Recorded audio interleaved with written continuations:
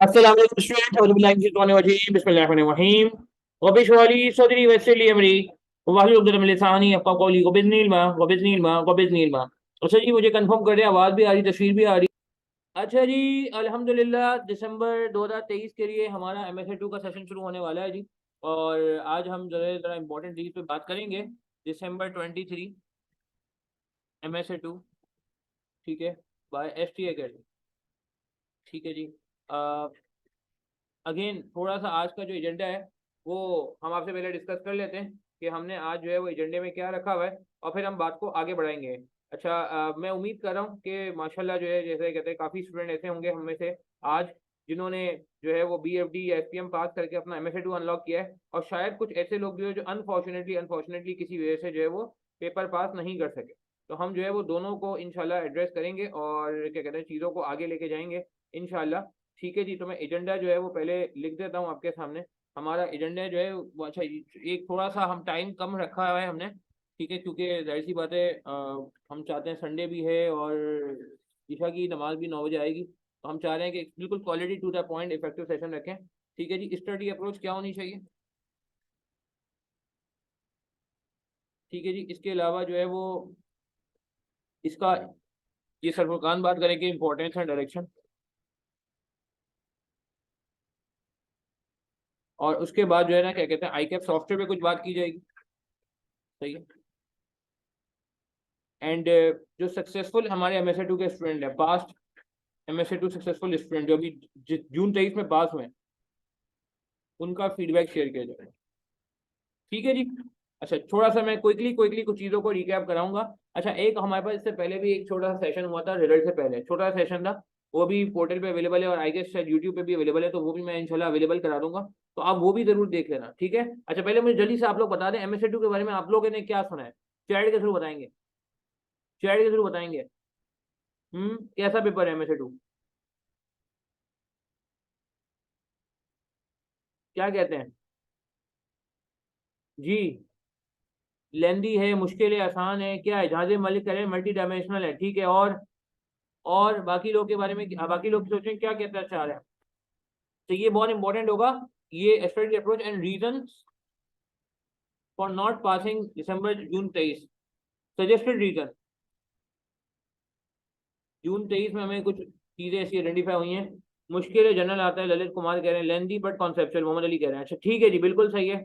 अब मैं कुछ बात कर लूँ कि भाई देखें, एमएसए 2 का पेपर जो है ना, वो वाकई बहुत ही डिफरेंट पेपर है। अच्छा, एक थोड़ा सा इंट्रोडक्शन भी हो जाए, मैं छोटा सा अपना इंट्रोडक्शन दे देता हूँ मैं। ठीक है। अच्छा, सर फुरकान हमारे साथ मौजूद हैं। कंफर्म करें सर, आप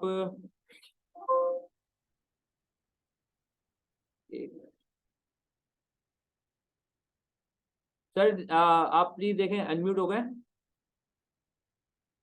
यस, अस्सलाम वालेकुम। जी। अच्छा, जी, अस्सलाम वालेकुम। वालेकुम सलाम, क्या हाल है सर? सर फुरकान जो है वो हमारे साथ एमएसए 2 पढ़ाते हैं। मैं और सर फुरकान, अच्छा। थोड़ा सा इसका इंट्रोडक्शन भी दे दूं कि एमएसए 2 हमारा एसटी एकेडमी में दो लोग पढ़ा रहे होते हैं। सर फुरकान अहमद पढ़ा रहे होते हैं और सर सऊद तारिक पढ़ा रहे होते हैं। ठीक है जी, थोड़ा जल्दी जल्दी लिख रहा हूँ, इसलिए राइटिंग थोड़ी ख़राब हो रही है और बहुत दिनों बाद भी लिख रहा हूँ। जमाली की बारी है, अल्हम्दुलिल्लाह मैं आज ही वापस आया हूँ। प्रीवियस एक महीने से मैं हज के जर्नी पे था अल्हम्दुलिल्लाह, बट आज का सेशन इंपॉर्टेंट है तो मैंने कहा ये ड्रॉप नहीं करना चाहिए। अच्छा, सर फुरकान जो है हमारे 2/3 एरिया पढ़ाते हैं ऑलमोस्ट, और मैं जो हूँ 1/3 एरिया पढ़ाता हूँ। मेजर जो है लीड सर फुरकान ले रहे हैं।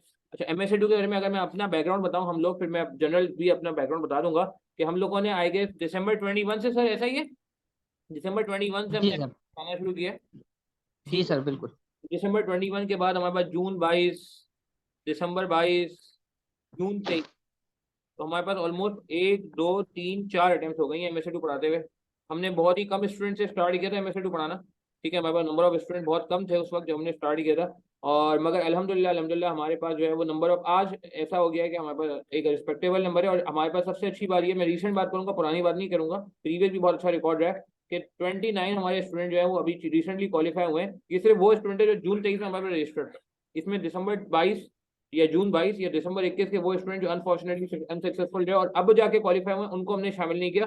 सिर्फ जून 23 के जो खालिस हमारे साथ जो है जून 23 के बैच में एनरोल हुए थे, उनको हमने किया। 229 स्टूडेंट जो है हमारे क्वालिफाई हुए हैं आउट ऑफ 339, जो पूरे पाकिस्तान में तकरीबन 8.5 9% का ये परसेंटेज बनता है, जो कि मैं समझता हूँ एक हमारे लिए एक एजाज की बात है। Thank you Mohammad Ali. तो ये क्या कहते हैं, एक अल्हम्दुलिल्लाह थोड़ा सा मतलब हमारा MSA2 का था। और MSA2 के बारे में एक और चीज़ है कि डेडिकेटेड लेक्चर्स हैं, ठीक है। हमने इसमें ये किया है कि मेरे एरिया भी आपको डेडिकेटेड नजर आएगा, सरफुरकान का भी डेडिकेटेड एरिया नजर आएगा, ठीक है जी। अच्छा, ये तो हमने एक थोड़ी सी बात कर ली। सर फुरकान माशाल्लाह जो है क्या कहते हैं बहुत डेडिकेटेड, और जो है ना क्या कहते हैं, आप अगर स्टूडेंट से फीडबैक लेंगे तो बहुत ही ज़्यादा कमिटेड जो है वो रहे हैं। और पास में हमने जो है वो स्टूडेंट के इनफैक्ट पेपर भी चेक करके वापस किए हैं। MSA2 लेवल पे हालांकि बहुत मुश्किल होता है, मगर ये हमने जो है वो किया था। अच्छा, थोड़ा सा मैं इस तो लेवल आज टोटल 38 आज थोड़ा सा इंशाल्लाह वो भी दिखाएंगे। फुरकान ने करेक्शन किए कि इसमें 29 तो क्वालिफाई हुए, और जो पास हुए हमारे पास वो इसके अलावा 9 लोग मजीद पास हुए, तो टोटल 38 लोग जो हैं वो पास हुए, 29 क्वालिफाई हुए और 9 अदर पास हुए जिनका MSA2 पास हो गया है, मगर शायद लॉ या कोई और पेपर जो है वो क्या कहते हैं रहता है जिसकी वजह से क्वालिफाई नहीं कर सके। टोटल 38 स्टूडेंट हमारे पास हुए हैं अल्हम्दुलिल्लाह, तो जो कि मैं समझता हूँ बड़ी, जिसे कहते हैं ना कि हमारे लिए इंपॉर्टेंट बात है। अच्छा, वो अलग बात है कि अब लाइव सेशन में हम देख रहे हैं लोग कम हो रहे हैं, रिकॉर्डेड में ज़्यादा हो रहे हैं, मगर ये है कि हमारे लिए जो खुशी की बात है वो ये कि नंबर इंप्रूव हुआ है। ये नंबर हमारा लास्ट टाइम से 36 था मेरे ख्याल से, नॉट रॉन्ग, पिछले बैच में टोटल मिला के जो हमारे क्वालिफाई जी और मेरे ख्याल से पास हुए थे 36 हुए थे, ठीक है। इस बार हमने जो है वो थोड़ा जी सा सर। इसको और इम्प्रूव किया अल्हम्दुलिल्लाह। खैर, तो आप लोग की जो है कॉपरेशन से इंशाल्लाह इसको और इंक्रीज करेंगे। अच्छा जी, तो MSA2 के बारे में मैं थोड़ी सी पहले जनरल बात कर दूं। देखें जी, MSA2 के अंदर ना 3 सवाल आते हैं, ठीक है। अच्छा, मेरा नंबर नोट कर लें आप लोग। किसी की कोई जनरल क्वेरी हो, मैं थोड़ा सा यार 2-4 दिन से 5 दिन से व्हाट्सअप नहीं देख पा रहा था ट्रैवल की वजह से, और थोड़ा शदीद ट्रैवल था, तो ये मेरा नंबर आप वैसे नोट कर लें। कोई कंफ्यूजन वगैरह वैसे आपको किसी कोई चीज़ से रिलेटेड होगी तो मैं इंडिविजुअली भी रिस्पॉन्ड कर रहा हूँ, ठीक है। अच्छा, MSA2 में देखिए जी 3 क्वेश्चन आते हैं, सही है। और ये थोड़ा सा MSA2 का एक पूरा जिसे कहते हैं ना कि वो है, और इसमें स्टडी अप्रोच में बात करते हैं, मगर पहले जरा मैं MSA2 के इंट्रोडक्शन में बात कर लूँ। MSA2 के अंदर है क्या क्या कवर, जरा देखिएगा।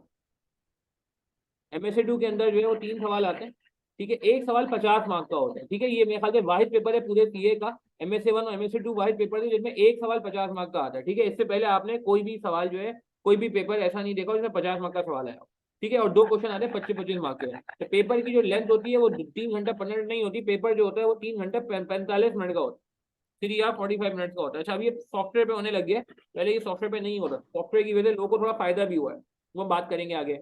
अच्छा, इसमें एक चीज क्लियर हो जाए कि यार ये ना, ये BFD नहीं है, ये BFD नहीं है, ये BMS नहीं है।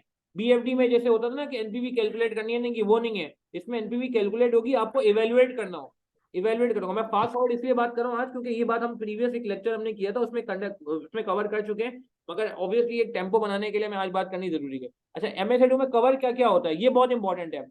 PM का एरिया कवर होता है जो लोगों को बहुत अच्छे से पता है, ठीक है। BFD का एरिया कवर होता है जो लोगों को अच्छे से पता है। परफॉर्मेंस मेजरमेंट का एरिया कवर होता है।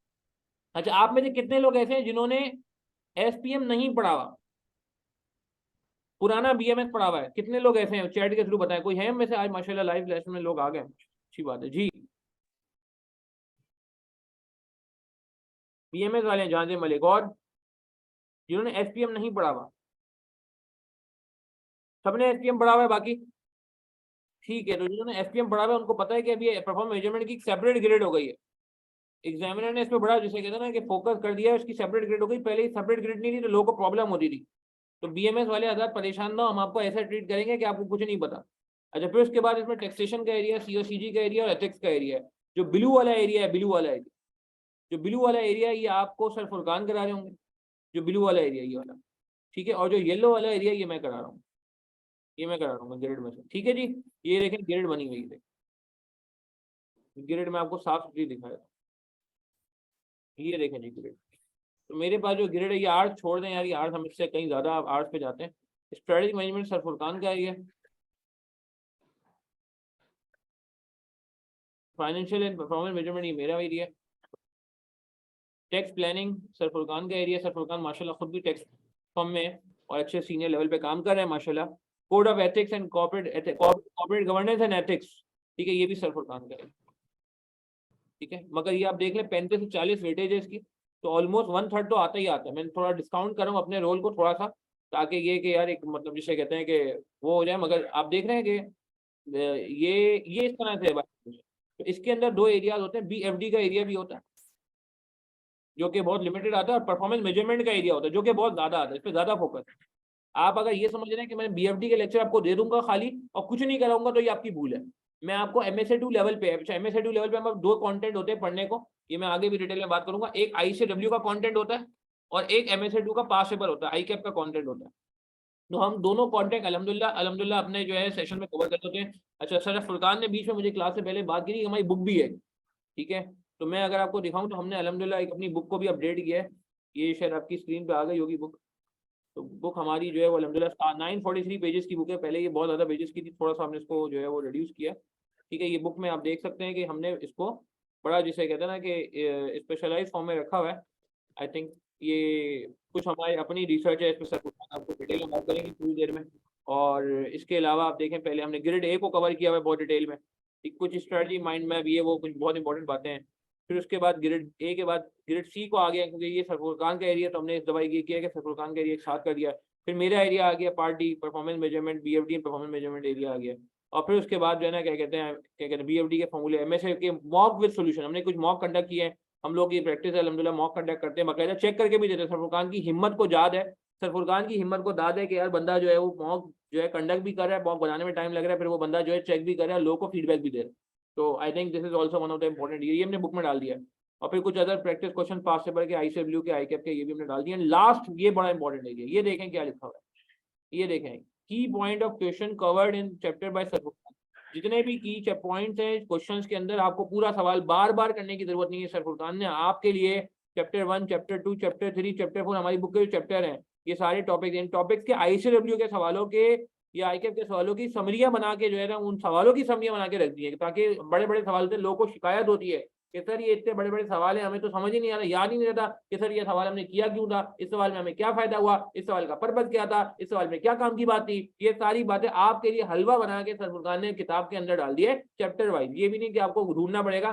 स्ट्रेटेजिक एनालिसिस का अलग एरिया है, स्ट्रेटेजिक डेटा एनालिसिस के अलग क्वेश्चन है जिनकी समरी बनी है, स्ट्रेटेजिक चॉइस के क्वेश्चन की समरी अलग बनी है, स्ट्रेटेजिक इंप्लीमेंटेशन की अलग है, स्ट्रेटेजिक परफॉर्मेंस मेजरमेंट की अलग है। आप देखेंगे at the and code of corporate governance तक चल रहा है, कोड ऑफ कॉर्पोरेट गवर्नेंस तक चल रहा है, ठीक है। अच्छा पेज नंबर सोल्यूशन का भी है कि ये सोल्यूशन है, ये किस स्टेज पे है। तो ये इंशाल्लाह बहुत अच्छी किताब साबित होगी, क्या कहते हैं हम स्टूडेंट्स के लिए, सिलेबस वगैरह ये सारी चीज़ें आ गई। तो यार इस पर बड़ी मेहनत हुई है हमारी, और सरफुरकान का इसमें एफर्ट ज़्यादा है। मैं मतलब फ्रेंकली स्पीकिंग है, जिसका जो मैं समझता हूँ कि वो है वो होना चाहिए, क्या कहते हैं क्रेडिट, ये देखें ये सारा आपके लिए किया हुआ। खैर तो ये बाकी सरफुरकान इस पर इंशाल्लाह अपनी डिटेल बात कर लेंगे, मैं वापस आता हूँ इस पर।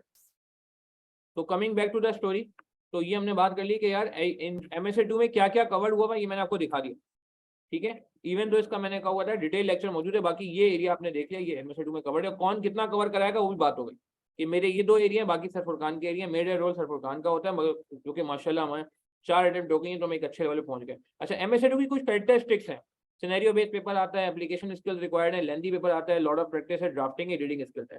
अच्छा मैं आज के सेशन में अभी उन लोगों को भी बुलाऊंगा, यासिर उनार, आई थिंक आप लोग जानते हैं यासिर उनार को, जानते हैं आप लोग, जो कासा में माशाल्लाह जो है वो हैं एक्टिव मेंबर है और रिसेंटली क्वालिफाई हुआ, वो हमारे MSA2 के स्टूडेंट है पिछले अटेम्प्ट में। तो हम उनको भी चाह रहे हैं कि आज उनको बुलाएं और उनसे बोलें कि जी जरा आप लोग को गाइड करें कि कैसे पढ़ना चाहिए। अच्छा मैं एक बात कर लेता हूँ, ठीक है। टेक्स्ट का पार्ट बुक में हमने इसलिए नहीं रखा क्योंकि टेक्स्ट के पार्ट में इशू ये है कि टेक्स्ट का पार्ट ना थोड़ा ओपन आ रहा है, टेक्स्ट के लेक्चर जरूर है हमारे पोर्टल पे। मैं आपको एक मजे की चीज दिखाता हूँ, ये देखें हमारा पोर्टल भी देख लें एक दफा। टेक्स्ट पर मैं थोड़ा सा बात भी कर लूंगा, टेक्स्ट क्यों नहीं रखा उसकी एक और जी लॉजिक जी भी है। सर, बिल्कुल बिल्कुल लेकिन ये कि इसके लेक्चर्स बिल्कुल मतलब हम लेते हैं, जाहिर सी बात है, कोर्स का पार्ट है। बिल्कुल। ये मैं एक दफा चाह रहा हूँ कि कोर्स पे दिखा दूँ कि अल्हम्दुलिल्लाह टेक्स्ट पे हमारी एक अच्छी जो है ना मेहनत होती है हर बार। और मगर बुक में हमने किसी वजह से अभी फिलहाल उसको जो है ना थोड़ा सा, क्योंकि बुक बहुत बड़ी हो गई थी, तो हमें ये भी देखना था कि यार हमारी जो बुक है वो क्या कहते हैं मतलब इतना हो कि लोगों को बहुत ज़्यादा बर्डन भी ना लगे। तो आप देखें 1000 पेज के अंदर लाएं बड़ी मुश्किलों से। ये देखें जी, ये पूरा अल्हम्दुलिल्लाह ऑर्गेनाइज पोर्टल है हमारा, इस पर बड़ी मेहनत हुई है, हमने इसको ऑर्गेनाइज भी किया। अच्छा हमारी लाइव सेशन भी हुआ करेंगे, ये नहीं है कि हम सिर्फ रिकॉर्डेड पे बात करेंगे, कि आपको सरफुरकान गाइड कर देंगे। फंडामेंटल ऑफ MSA2 इस पर पूरा बात हुई है, study wise perform management area मेरा 1, 2 और 3 पूरा एरिया मेरा एक साथ आ रहा है आपके पास, जिसमें मैं BFD नहीं करा रहा। ये देखें MSA2 के सवाल है, ये MSA2 के सवाल है, ICW का सवाल है, होमेस लिमिटेड ये आप देखें ICW का सवाल है, होबार्ट PLC ICW का सवाल है, ठीक है। उसके अलावा जो है ये कुछ MSA2 के पास पेपर है, फिर रॉ डेटा ICW की किताब से लिया हुआ है। ये BFD के लेक्चर मैंने नहीं डाले हुए, BFD के लेक्चर डाले मगर नीचे डाले अलग से डाले, ठीक है। ब्रिटिश फ्लैंड ICW का सवाल है, ठीक है जी, ये नीचे आ जाए विंटर 2018 MSA2, ये पास पेपर MSA2 का। फिर सेकंड पार्ट आप ये देखें, तकरीबन लाइन से आपके पास तकरीबन 24 लेक्चर आ रहे हैं इसमें, ICW MSA2, ICW MSA2, ICW MSA2, किस एरिया से, मर्जर एक्विजिशन से है, ये सारा इसमें ब्रैकेट लिखा है, इक्वल एनुअल कॉस्ट से है, ये ब्रैकेट में लिखा है, एनपीवी सेंसिटिव एनालिसिस, तो ये सारा आपको पोर्टल में अल्हम्दुलिल्लाह पूरा ऑर्गेनाइज फॉर्म में मिल जाएगा। सर फुरकान का एरिया शुरू हो गया है, स्ट्रेटेजिक चॉइस, स्ट्रेटेजिक इम्प्लीमेंटेशन होगी, करते करते करते कितने, human resource, ethics, COCG, taxation, ये देखें जी टैक्सेशन पे हमारे कितने घंटे पे काम हुआ है, 2 घंटे, 3 घंटे का ये लेक्चर है, 3.5 घंटे का ये लेक्चर है, 5.5 घंटे हो गए, 3 घंटे का ये 8.5, 9 घंटे का हमारा कंटेंट है टैक्स का। तो आई थिंक इंशाल्लाह ये जो है ना क्या कहते हैं, पास पेपर का एरिया भी है, BRED भी कवर किया हुआ है, ठीक है। अच्छा ठीक है सर फुरकान, बस मुझे आप 2 मिनट दे दें, फिर मैं आपको हैंड ओवर कर रहा हूँ। फिर की टिप्स देखें, शॉर्ट वीडियो डाली हुई टिप्स के लिए, डिटेल प्रैक्टिस सेशन, आईकैप सॉफ्टवेयर पे देख रहे हैं कितनी डेडिकेशन पे काम हुआ हुआ, ये देखें आईकैप सॉफ्टवेयर पे कितने सेशन कंडक्ट हुए, 7B तक कंडक्ट हुए हैं, 1 2 3 4, और अल्हम्दुलिल्लाह वी आर द पायनियर। हमने आईकैप को लास्ट टाइम मेल भी की, जो लोग हमसे एसोसिएटेड थे आप उनसे कंफर्म करिएगा, हमने आईकैप को मेल भी की सॉफ्टवेयर के इश्यूज को रिजॉल्व करने के, अल्हम्दुलिल्लाह आईकैप ने उस पर करेक्शन एक्शन भी लिया। बहुत सारी चीजें जो हमें शुरू में लगती थी कि यार बिल्कुल सही नहीं है, आईकैप ने उसको माना, इनफैक्ट आईकैप ने हार्ड में क्वेश्चन पेपर भी दे दिया। तो बहुत सारी इसमें लास्ट टाइम जो है वो इधर ह्यूमन स्टूडेंट साइड पे भी एफर्ट की गई है। ये देखें स्टूडेंट साइड पे मतलब ये सारे लेक्चर की गए, सर फुरकान का एरिया, मेरा एरिया, फिर कुछ सर फुरकान का एरिया, फिर कुछ मेरा एरिया, और फिर उसके बाद हमने अदर देन बैक एंड पे भी हमने वो क्या कहते हैं बात की, सबूर साहब के साथ भी हमने, जो सबूर ग्रुप चलाते हैं व्हाट्सएप के, उनके साथ मिलकर भी आईकैप पे हमने कम्युनिकेशन की। तो बहुत सारा, मैं खुद पर्सनली मिला इरफान गाजियानी साहब से, ठीक है। तो नहीं, ये सेशन हमने 8:30 के बजाय जो है जल्दी कर दिया था, ठीक है, तो कोई मसला नहीं है। नहीं नहीं ऐसी कोई बात नहीं है जावेद, जवाद, आप अभी भी ज्वाइन कर सकते हो, कुछ मिस हो गया तो आप देख लेना, ठीक है। लाइव ड्राफ्टिंग ऑन सॉफ्टवेयर, ये देखें, ये फिर अलग से जो है ना वो क्या कहते हैं, वो हमने एक बना दिया कि भाई जो live drafting and software comment on student answer, suggested answer, ये एक अलग बनाया हुआ है। फिर ये ऑप्शनल एरिया है, ये वो BFD के एक्शन है, जो लेक्चर है जो ऑप्शनल है, कोई अगर BFD भूल जाए तो वो ये देखेगा, बाकी बाकी जिसे कहते हैं ना कि ये कंफर्म नहीं है, ठीक है ना, ये देखने की जरूरत नहीं है। अच्छा ये क्या कहते हैं, हमने सारी बातें आपसे कर ली हैं, मैंने कहा रास्ते में जो है ना कोर्स आपको बता दें कि भाई कैसा, जिसे कहते हैं कि हम कर रहे हैं। खैर बिल्कुल, सॉफ्टवेयर पे हमने फर्स्ट लेक्चर भी बाकी सारी बातें कर ली। अच्छा एक बात मैं छोटी सी बात करूंगा, सर फुरकान मैं आपको हैंड ओवर करने वाला हूँ। यार देखिए आप में से कितने लोग ऐसे हैं, मैं बस 5 मिनट में उनसे बात करूंगा जो अनफॉर्चुनेटली पास नहीं हो सके ICW में और MSA2 में। आप में से कितने लोग ऐसे, मैं नाम नहीं लूंगा, मैं नाम नहीं लूंगा, मुझे सिर्फ यहाँ पे चैट के थ्रू बताएं, माशाल्लाह आज काफी अच्छी ऑडियंस आई है, मुझे सिर्फ यस करके बता दें जो ऐसे हैं जो रीअटेम्प्ट करेंगे, मैं नाम नहीं लूंगा, ठीक है। ठीक है, जो लोग रीअटेम्प्ट कर रहे हैं, जो लोग BMSA2 पहले दे चुके हैं, मैं उनसे एक बहुत इंपॉर्टेंट बात करने जा रहा हूँ, फिर मैं सर फुरकान को हैंड ओवर करूंगा, क्योंकि बहुत सारा एरिया सर फुरकान के पास है और हमारे पास कुछ लोग ज्वाइन भी करेंगे। एक साहब है UK में होते हैं, वो MSA2 पास किया उन्होंने, वो अपना एक्सपीरियंस शेयर करेंगे, UK में होते हैं वो साहब। फिर यासिर उनार भी आएंगे जो अपना एक्सपीरियंस शेयर करेंगे। अच्छा कौन कौन आ गए जी, ओके आप हैं ओके ओके, काफी लोग हैं रीअटेम्प्ट वाले, ठीक है। और कोई लोग हैं रीअटेम्प्ट वाले, मैं नाम नहीं ले रहा, मगर सिर्फ देखना चाह रहा हूँ कि ऑडियंस में हमारी आज रीअटेम्प्ट वाले लोग कितने हैं। ठीक है यासिर आ गए जी, थैंक यू यासिर। यासिर हम आपको मौका देते हैं यार, एक साहब को पहले मौका देंगे फिर हम आपको भी बुलाते हैं यार, thank you very much for joining यार, आपने टाइम निकाला हमारे लिए।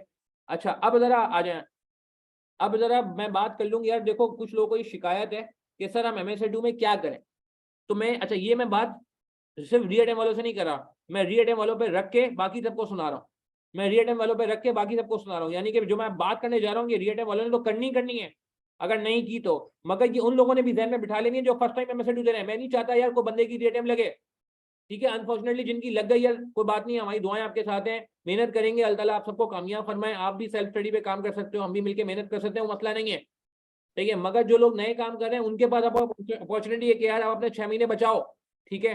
तो मैं एक बात करने जा रहा हूँ, जो मैंने बड़ा फीडबैक लिया लोगों से, बहुत सारे लोगों से, मैं हालांकि सफर में था मगर उसके बावजूद अल्हम्दुलिल्लाह काफी सारे लोगों से मेरी MSA2 से रिलेटेड बात हुई, तो मुझे एक लैकिंग नजर आई, मैं उस लैकिंग पे चाहता हूँ बात कर लूँ।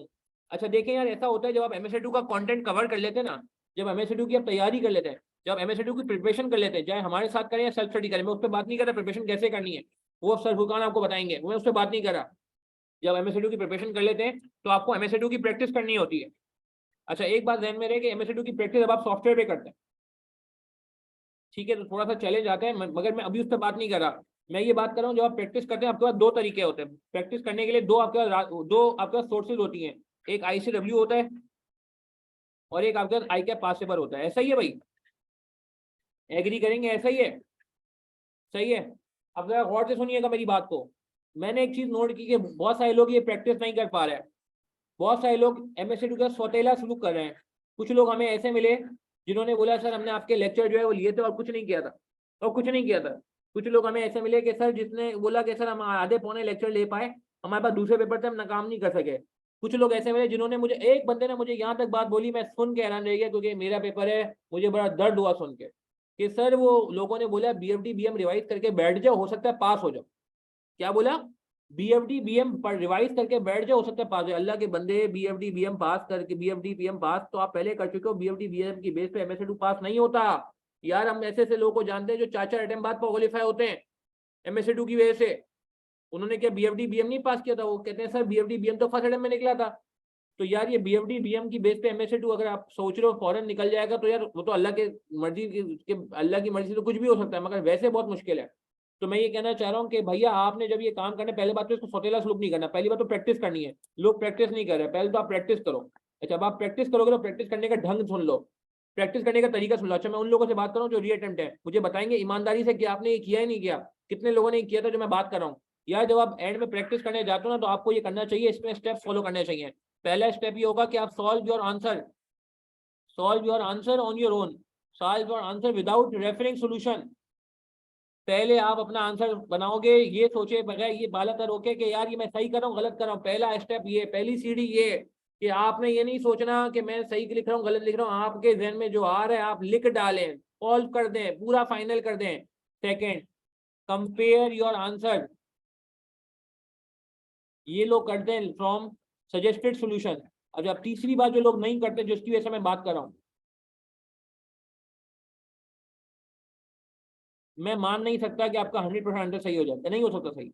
आपका आंसर आई कैप और ICW से डिफरेंट आएगा। अब जो तीसरी बात है ना, जिसको मैं अलग से लिखूंगा, अलग कलर से लिखूंगा, तीसरी बात ये है कि भैया राइट डाउन योर मिस्टेक्स, या लॉग योर मिस्टेक्स, या डॉक्यूमेंट योर मिस्टेक्स। मेरी बात समझ आ रही है? सर आपने तो ये बोला है कि डॉक्यूमेंट करें, कैसे डॉक्यूमेंट करें? मैं आपको बताता हूँ कैसे डॉक्यूमेंट करें। लेट से क्वेश्चन में पॉइंट लिखे थे 8, सॉल्यूशन में आपने लिखे 5, उसमें से भी आपके 2 गलत हैं, तो इसका मतलब 5 की जगह आपके सिर्फ 3 मैच हो रहे हैं, आपके 8 में से 3 मैच हो रहे हैं। ऐसा होता है ना? आंसर में लिखे, मैं ये नहीं कह रहा, लेंथ पे बात नहीं कर रहा यार, उनकी लेंथ बहुत बड़ी होती है, मैं लेंथ की बात नहीं कर रहा, मैं पॉइंट्स की बात कर रहा हूँ। जो इंपॉर्टेंट पॉइंट्स होते हैं आपने फुल फ्लेज सॉल्व करना है, पहली बात ये नहीं पॉइंटर फॉर्म में। मगर मैं आपको ये कह रहा हूँ कि जब आप एंड में बैठे, कंपेयर करने के लिए बैठे, और आपने जब देखा कि यार मैंने तो 5 पॉइंट लिखे थे, इसने 8 लिखे, 5 में से भी 2 मैच नहीं हो रहे, 3 मैच हो रहे हैं, तो आपने क्या करना है कि जो मिसिंग पॉइंट थे, जो गलत पॉइंट थे, जो मौजूद नहीं थे आपके आंसर में, उनको राइट डाउन करना है, लॉग करना है, डॉक्यूमेंट करना है। क्या ये हर सवाल में करना है? यस। क्या ये आखिर तक करना है? यस। अभी नहीं, जब हम क्लास में पढ़ा रहे हैं या जब आप पहली प्रैक्टिस करो, तब जब आप आखिरी प्रैक्टिस कर रहे हो लास्ट 2 मंथ्स में, आपने ये काम करना। अच्छा, इससे फायदा क्या होगा? अच्छा, आप अगर किसी ने ये काम किया, वैसे कितने % आंसर आपका आईकैप से मैच होता है या ICW से मैच होता है? कोई, मैं अगर आपको अनसीन क्वेश्चन दूंगा, जल्दी से बताएं मुझे, अगर मैं आपको कोई अनसीन क्वेश्चन दूंगा, आपको क्या लगता है कितने % आपका आईकैप या ICW से मैच हो जाता है आम हालात में? परसेंटेज बताएंगे मुझे। ठीक है, 40% आया एक आंसर। और कोई मसला, नाम नहीं ले रहा मैं यार आप लोगों के, आप लोग वैसे मैं नॉर्मली लाइव सेशन में नाम लेता हूँ एंगेज करने के लिए स्टूडेंट्स को, मगर आज मैं नाम नहीं ले रहा भी, क्योंकि जाहिर सी कुछ चीज़ें ऐसी हैं। अगर आप ये सॉल्व करते हो अपना खुद से और आईकैप के सेटेड आंसर से मैच करते हो या ICW से मैच करते हो, कितने % मैच होता है? ठीक है, 35% होता है, और 40% होता है, और हाँ ठीक है, 50 से कम हो रहा है, कोई बात नहीं। अच्छा, मैं आपको मजे की बात बताऊँ, जब आप ये डॉक्यूमेंट करना शुरू करोगे ना, ये मैंने BMS में अप्लाई की थी एक ज़माने में, उस वक्त MSCQ नहीं होता था। जब आप डॉक्यूमेंट करना शुरू करोगे ना, आहिस्ता आहिस्ता ये जो ब्रिज है ना, ब्रिज समझते हो कि आप कह रहे हो आपका 35% मैच कर रहा है और वो 100% है, तो ये आहिस्ता आहिस्ता ब्रिज जो है ना, ये ब्रिज कम होता जाएगा, ये गैप कम होता जाएगा, ये ब्रिज होता जाएगा, ठीक है? सॉरी, जो वैक्यूम है ये कम होता जाएगा। आप एक बार टाइम आएगा आधा सही होने लगेगा, एक टाइम आएगा आपको और सही होने लगेगा, आपको समझ में आने लगेगा कि यार ये किस तरह सोचता है, इसके सोचने का स्टाइल क्या है। आप मेरी बात समझ रहे हो? देखो, MSCQ में सिर्फ एप्लीकेशन है, मैं MSCQ की अगर मैं 1 वर्ड बात करूँ ना, MSCQ एप्लीकेशन बेस्ड पेपर है, ये वाइट पेपर है जो जिसका आंसर जो है सवाल के अंदर मौजूद होता है। ये वाइट पेपर है जिसका सवाल के अंदर में अच्छा खासा आंसर मौजूद होता है। अगर आप तरीके से तमीज से रीडिंग करना चाहते हो, रीडिंग टेक्निक हम आपको सेशन में सिखाएंगे, बेफिक्र हो। सर फुरकान भी सिखाएंगे, मैं भी सिखाऊंगा, मेरे सेशन में भी मिलेगा रीडिंग कैसे करनी है। 6 पेजेस के सवालों को, 6 पेज का एक सवाल होता है यार, ठीक है। अच्छा मेरी बात समझ आ रही है, मैं वापस रीड कराऊँ कि भाई राइट डाउन करना है, लॉग करना है, डॉक्यूमेंट करना है मिस्टेक्स को। कितने लोग ये काम करते हैं कि मिस्टेक्स को राइट करते हैं, ये वाला काम? ईमानदारी से बताइएगा कितने लोग ये वाला काम करते हैं? जो लोग फर्स्ट टाइम MSc2 दे रहे हैं उनके लिए तो मैंने आपको आज ही सीक्रेट बता दिया, रेसिपी बता दी, कोड बता दिया आपको, हाँ पासवर्ड बता दिया आपको कि भैया आपने सारे काम तो करने, उसके बाद प्रैक्टिस भी करनी है। पहली बार प्रैक्टिस छोड़ना नहीं है, उसके बाद प्रैक्टिस करने के बाद आपने जो अपने आंसर है, क्योंकि देखो ये अलाइनमेंट करनी है, ये अलाइनमेंट जरूरी है। बहुत सारे लोग इसमें जो है वो क्या कहते हैं, बहुत सारे लोग इसमें जो है वो क्या कहते हैं नहीं कर पाते। बहुत सारे लोग इसमें नहीं कर पाते हैं।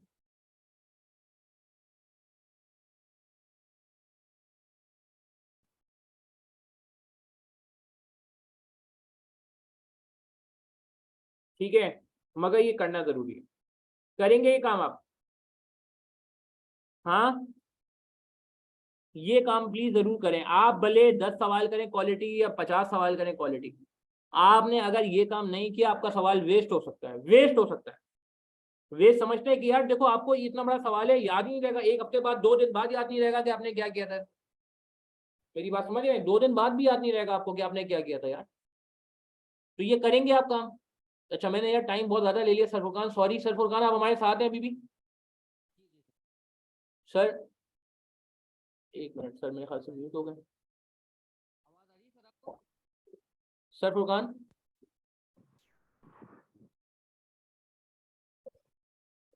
जी सर, सर सॉरी, हस्बे रिवायत। जी सर, आवाज आ रही है आपको? जी जी मुझे आ रही है। हस्बे रिवायत थोड़ा सा मैंने ज़्यादा टाइम ले लिया यहाँ पे।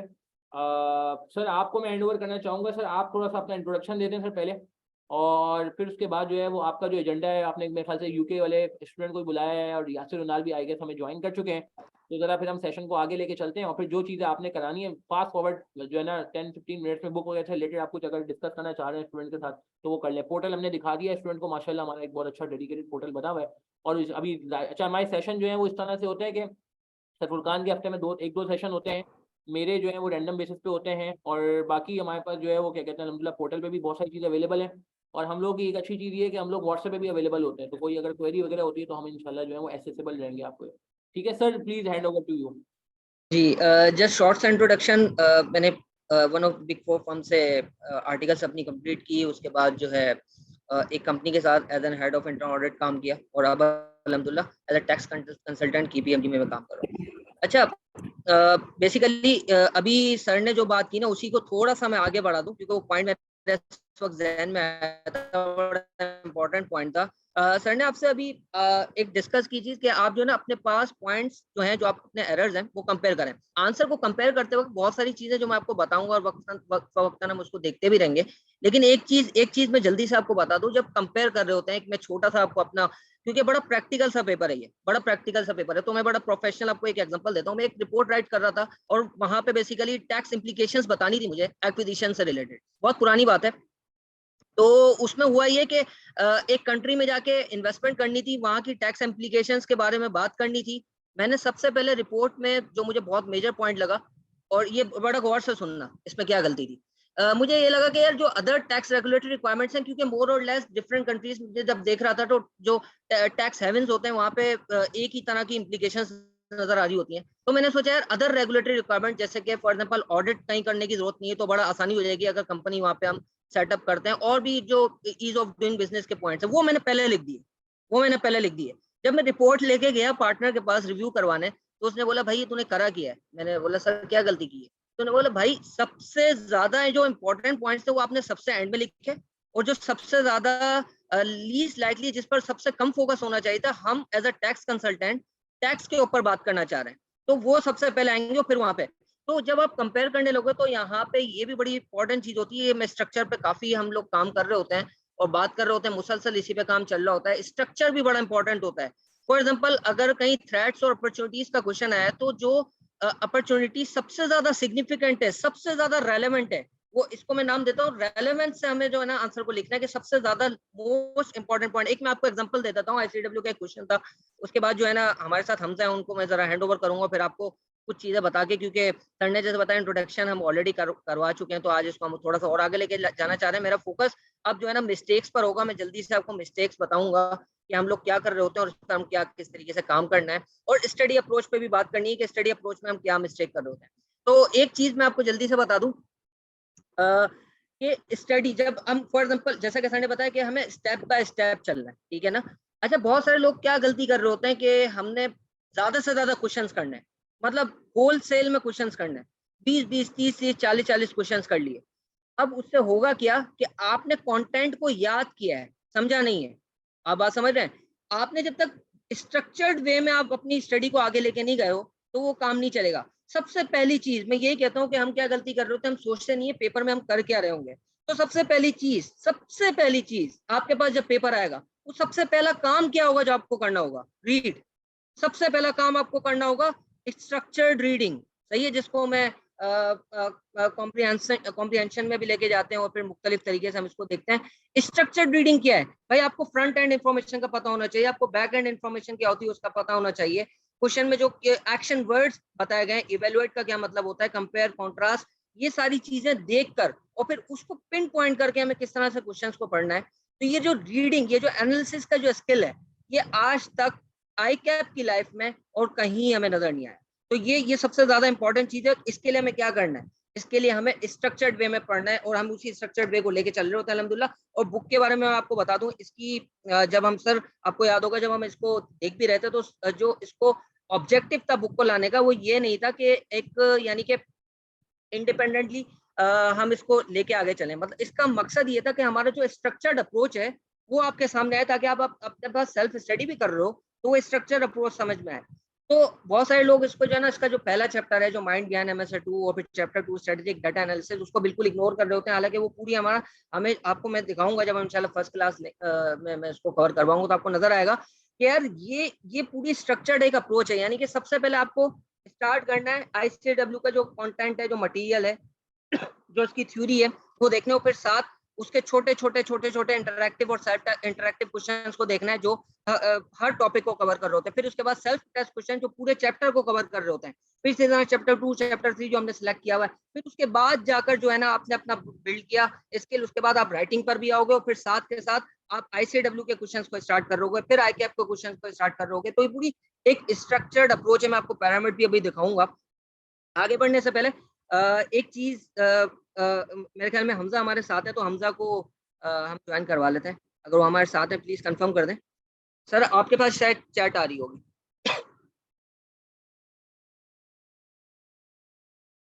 जी हमजा, आप जस्ट कंफर्म कर दें अगर आप हमारे साथ हैं। जी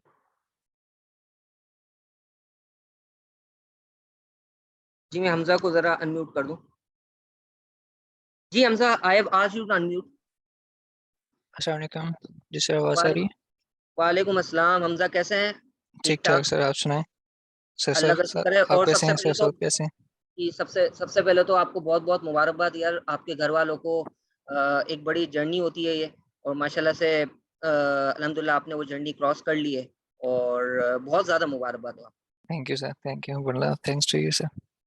जी हमजा, अब बेसिकली आपको बुलाने का मकसद ये है कि यार जो स्टूडेंट्स के लिए आप क्या मतलब क्या सजेस्ट करेंगे स्टडी अप्रोच के हवाले से, या वैसे ओवरऑल किस तरीके से हमें इसको लेके चलना है, या आपके जहन में कोई ऐसी बात हो जो आप समझते हैं कि यार बहुत बड़ा ब्लंडर होता है इस सब्जेक्ट को लेके, हम वो काम नहीं कर रहे होते, आपने वो काम किया है, तो वो जरा थोड़ा सा गाइड कर सकेंगे। जी सर, सर आप मुझे अलाउ करेंगे मैं अपनी स्क्रीन शेयर कर दूं? बेसिकली मेरे पास कुछ फाइल्स हैं जो कि मैं इन सारों को गो थ्रू करवाना चाह रहा हूं, और ये फाइल्स मैं आपको भेज दूंगा बाद में, और आप इनको फिल्टर करके फिर अपने स्टूडेंट्स में डिस्ट्रीब्यूट कर दीजिएगा। जी अगर हमजा, मैं शेयर स्क्रीन कर लूं अपनी। I think you can share. Okay,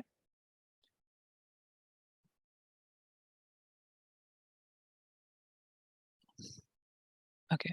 Can you see my screen, guys? Okay.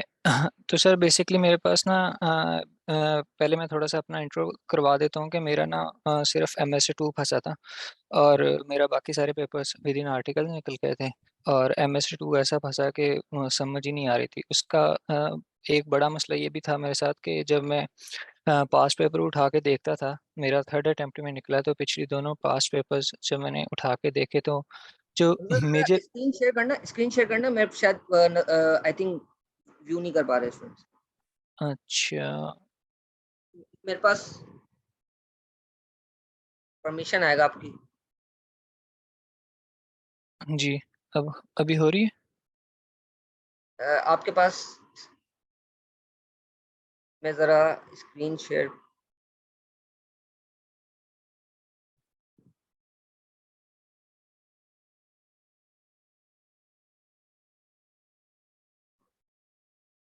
मेरे पास वैसे स्क्रीन पे शो हो रहा है कि मेरी स्क्रीन जी शो जी हो रही है। जी, हम आपकी आपकी आई थिंक अब स्क्रीन आ जाएगी जी। ठीक है। तो सर मैं ये छोटा सा अपना इंट्रो बता रहा था कि बेसिकली मेरा प्रॉब्लम ये था कि मेरी तीसरी अटेम्प्ट में पेपर निकला और पिछली दोनों अटेम्प्ट में मुझे ऐसा फील हुआ जब मैंने पास्ट पेपर का सोल्यूशन देखा कि मेरे मेजर पॉइंट्स उस क्वेश्चन में मैंने लिखे हुए थे अपने पेपर में। तो मुझे ये नहीं समझ आई कि यार मैंने कहाँ पे लैग किया है। मेरे इतने पॉइंट्स तो थे कि मुझे पास हो जाना चाहिए था। तो तीसरी अटेम्प्ट में मेरे पास दो सबसे बड़े चैलेंजेस थे। सबसे बड़ा चैलेंज तो अपने फेयर को ओवरकम करना था कि नहीं यार हमजा ये हो सकता है। और उसमें दोस्तों ने आपने हर टाइम सपोर्ट भी किया। और दूसरा ये चैलेंज भी आ रहा था कि जैसे यहाँ पे और भी मतलब आप कुछ। अपनी बात करें, मैं 2 मिनट, 2 मिनट जरा। ये स्क्रीन जो है ना, ऊपर ऑप्शन आ रहा है, तो आप जब हमजा की स्क्रीन पर क्लिक करेंगे तो आप लोगों को भी शेयर हो जाएगी, ठीक है? चलें, जी कंटिन्यू करें हमजा। जी, तो मैं बता रहा था कि यहाँ पे और भी कुछ स्टूडेंट्स होंगे जो कि सेकंड अटेम्प्ट या थर्ड अटेम्प्ट दे रहे होंगे। तो उन लोगों के लिए ना सबसे बड़ा एक चैलेंज ये भी आ रहा होगा कि वो ये सोचते होंगे कि क्या वाकई इस बार क्लास लेनी चाहिए या नहीं लेनी चाहिए। ठीक है, एक तो अपने फेयर को ओवरकम करना है, वो भी काफ़ी ज़रूरी है। और सेकंड बड़ा प्रॉब्लम ये भी आ रहा होगा कि क्या आप लोगों को अब क्लास लेनी चाहिए कि नहीं लेनी चाहिए। तो इसका आंसर मुझे पेपर डे तक नहीं मिला। लेकिन ये है कि आप लोग आज ही डिसाइड कर लें कि आप लोगों ने क्या करना है और उस पे स्टिक ऑन द प्लान रहें। तो इसमें मेरी गाइडेंस इस तरह हुई थी कि सर सऊद ने मुझे अपने इंट्रो में बताया था कि उनका भी कोई पेपर ना दूसरी तीसरी अटेम्प्ट में निकला था। तो उन्होंने ना कहा कि जब पहली दो अटेम्प्ट दी या पहली एक अटेम्प्ट दी तो उन्होंने कहा मैंने खुद से पढ़ के दिया है, तो अब टीचर की हेल्प ले लेता हूँ। मेरा भी पूरी ये जो 4 से 5 महीने की जर्नी होती है तो इसमें यही अपने आप को मैं कहता रहता था कि यार चलो 2 बार मैंने खुद से कर लिया, एक बार टीचर की गाइडेंस से कर लेता हूँ। तो अल्हम्दुलिल्लाह कि उसका रिजल्ट भी आया कि निकल गया। अब कोई एक। कोई कोई चीज पिन पॉइंट करना चाहे, कोई खास जी चीज, बड़ी इंपॉर्टेंट चीज जो आपको जी लगी? जी जी जी सर, उसी की तरफ आ रहा हूँ। बेसिकली जो क्लास में बात हो रही होती है ना कि आप जितना भी पढ़ लें, अगर आप उसको रिटेन नहीं रख सकते ना तो आपके लिए बड़ा मुश्किल हो जाएगा। सबसे पहले तो मैंने ना कि ये 6 तरह के डॉक्यूमेंट्स बनाए हैं: approach document, topics hand out, topics plus tracker, question to topics, last month mistakes और प्रैक्टिस टू बी चेक्ड। तो इस अप्रोच डॉक्यूमेंट में बेसिकली आप अपना ना मोटा मोटा प्लान बना लें कि यार आपने कितनी बार बुक BFD पढ़नी है, कितनी बार बुक को पढ़ना है, टीचर्स के लेक्चर्स किन किन डेज पे लेने हैं, for example Sunday, Saturday, Sunday वगैरह। एक मोटा मोटा प्लान बना लें। उसके बाद टॉपिक्स हैंड आउट में ना जब सर फुरकान आपको क्लास में चीज़ें पढ़ा रहे होंगे तो ये उसमें आप खुद से अपनी, जो सर अक्सर क्लास में कहते रहते हैं कि यार अपनी शॉर्ट राइटिंग करते रहो, तो ये शॉर्ट राइटिंग के लिए आप खुद से जी ये जी, तो ये उसके लिए खुद से बनाना है क्योंकि ये खुद से बनाएंगे तो आपको चीज़ें रिटेन रहेंगी। तीसरी चीज़ टॉपिक्स प्लस ट्रैकर।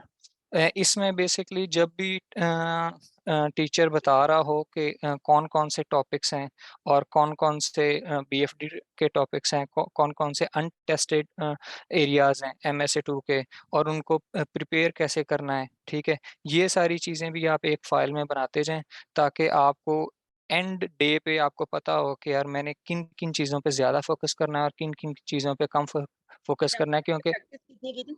प्रैक्टिस वो थोड़ा सा बता दे, प्रैक्टिस आपने क्या किया था और प्रैक्टिस किस तरीके से की थी?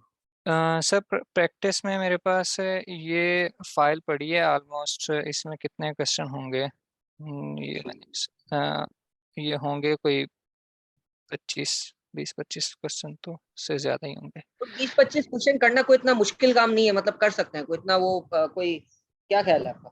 जी मेरा भी यही ख्याल है कि ये क्वेश्चन कर सकते हैं। मेरे मेरे पास तो ये भी था कि एक पेपर था, जिन लोगों के पास ज्यादा पेपर हो तो उनके लिए भी 20 एक क्वेश्चन करना विद गाइडेंस इतना ज्यादा प्रॉब्लम नहीं है। लेकिन प्रैक्टिस तो जरूर।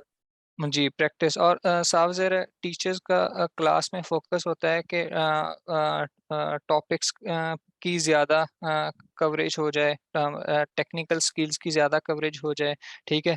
लेकिन एग्ज़ाम कंडीशन में बैठ के अपने आप अपनी तैयारी करना, ये तो स्टूडेंट्स ने खुद ही देखना होता है।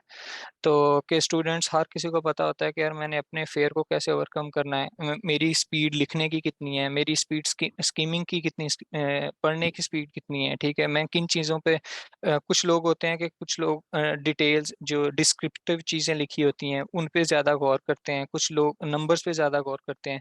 तो वाइस वर्सा अपने आप का अपना एनालिसिस करके कि मुझे किस चीज़ पे ज़्यादा काम करना है, किस चीज़ पे कम काम करना है। तो ये सारी चीज़ें आप लोग अपने साथ करें और अपने इस तरह के कोई डॉक्यूमेंट्स, जैसे मैंने अपने 6 डॉक्यूमेंट्स बनाए हैं, आप अपने 2, 3, 4 जितने भी आप को ज़रूरी हमजा, ये लगता है वो आपने आप बड़ा बना लें। जबरदस्त काम किया है माशाल्लाह से।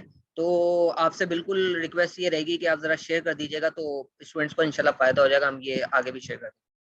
ठीक हो गया।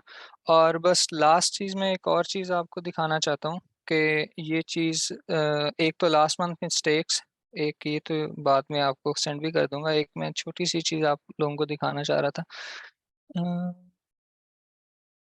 जी, ये अब ना हमारे एमएसए 2 के पेपर में ना ये चीज़ बहुत कॉमन है। पहले 3 कॉलम्स, ठीक है, कि सोर्स बुक कौन सी यूज़ करनी है, जबरदस्त। ठीक है, और उसमें कौन-कौन से टॉपिक्स यूज़ हुए हैं, या आपको बहुत हम्म, सारे लोग बहुत सारा मटेरियल दे देंगे, ठीक है। और ये लोग ये मटेरियल ना आखिरी मंथ में यूज़ कर रहे होते हैं, ठीक है। हम्म, लेकिन आप लोगों ने ना एक चीज़ ज़रूर तैयारी करनी है कि इन टॉपिक्स को आंसर कैसे किया है, क्योंकि अगर हम्म, आपको टॉपिक्स पता चल भी जाएँ और आपको यही नहीं पता है कि उसको आंसर किस तरह किया है, तो आप लास्ट मंथ में या लास्ट वीक्स में उस चीज़ को कभी टैकल नहीं कर हम्म, सकते। आपके पास एक ही टॉपिक के 3 क्वेश्चन आ जाएँगे, ठीक है? तो आपको बहुत ज़्यादा टाइम कंज़्यूम हो जाएगा कि ये देखने के लिए कि हाउ इट आंसर्ड, ठीक है? तो आप सब लोग अपनी-अपनी फ़ाइल बना लें कि जिसमें आप अब जो भी क्वेश्चन सॉल्व किया करें, उसमें जो टॉपिक्स कवर हुए हैं वो भी लिख लें और उसे कैसे लिखा गया वो भी लिख लें। जब आखिरी मंथ में आप जाएँगे तो आप लोगों के पास जब सिमिलर क्वेश्चन आ रहे होंगे ना, तो आप देखेंगे कि यार एक में हाउ इट आंसर्ड एक इस तरह है, एक बिल्कुल किसी और तरीके से हो, ठीक है?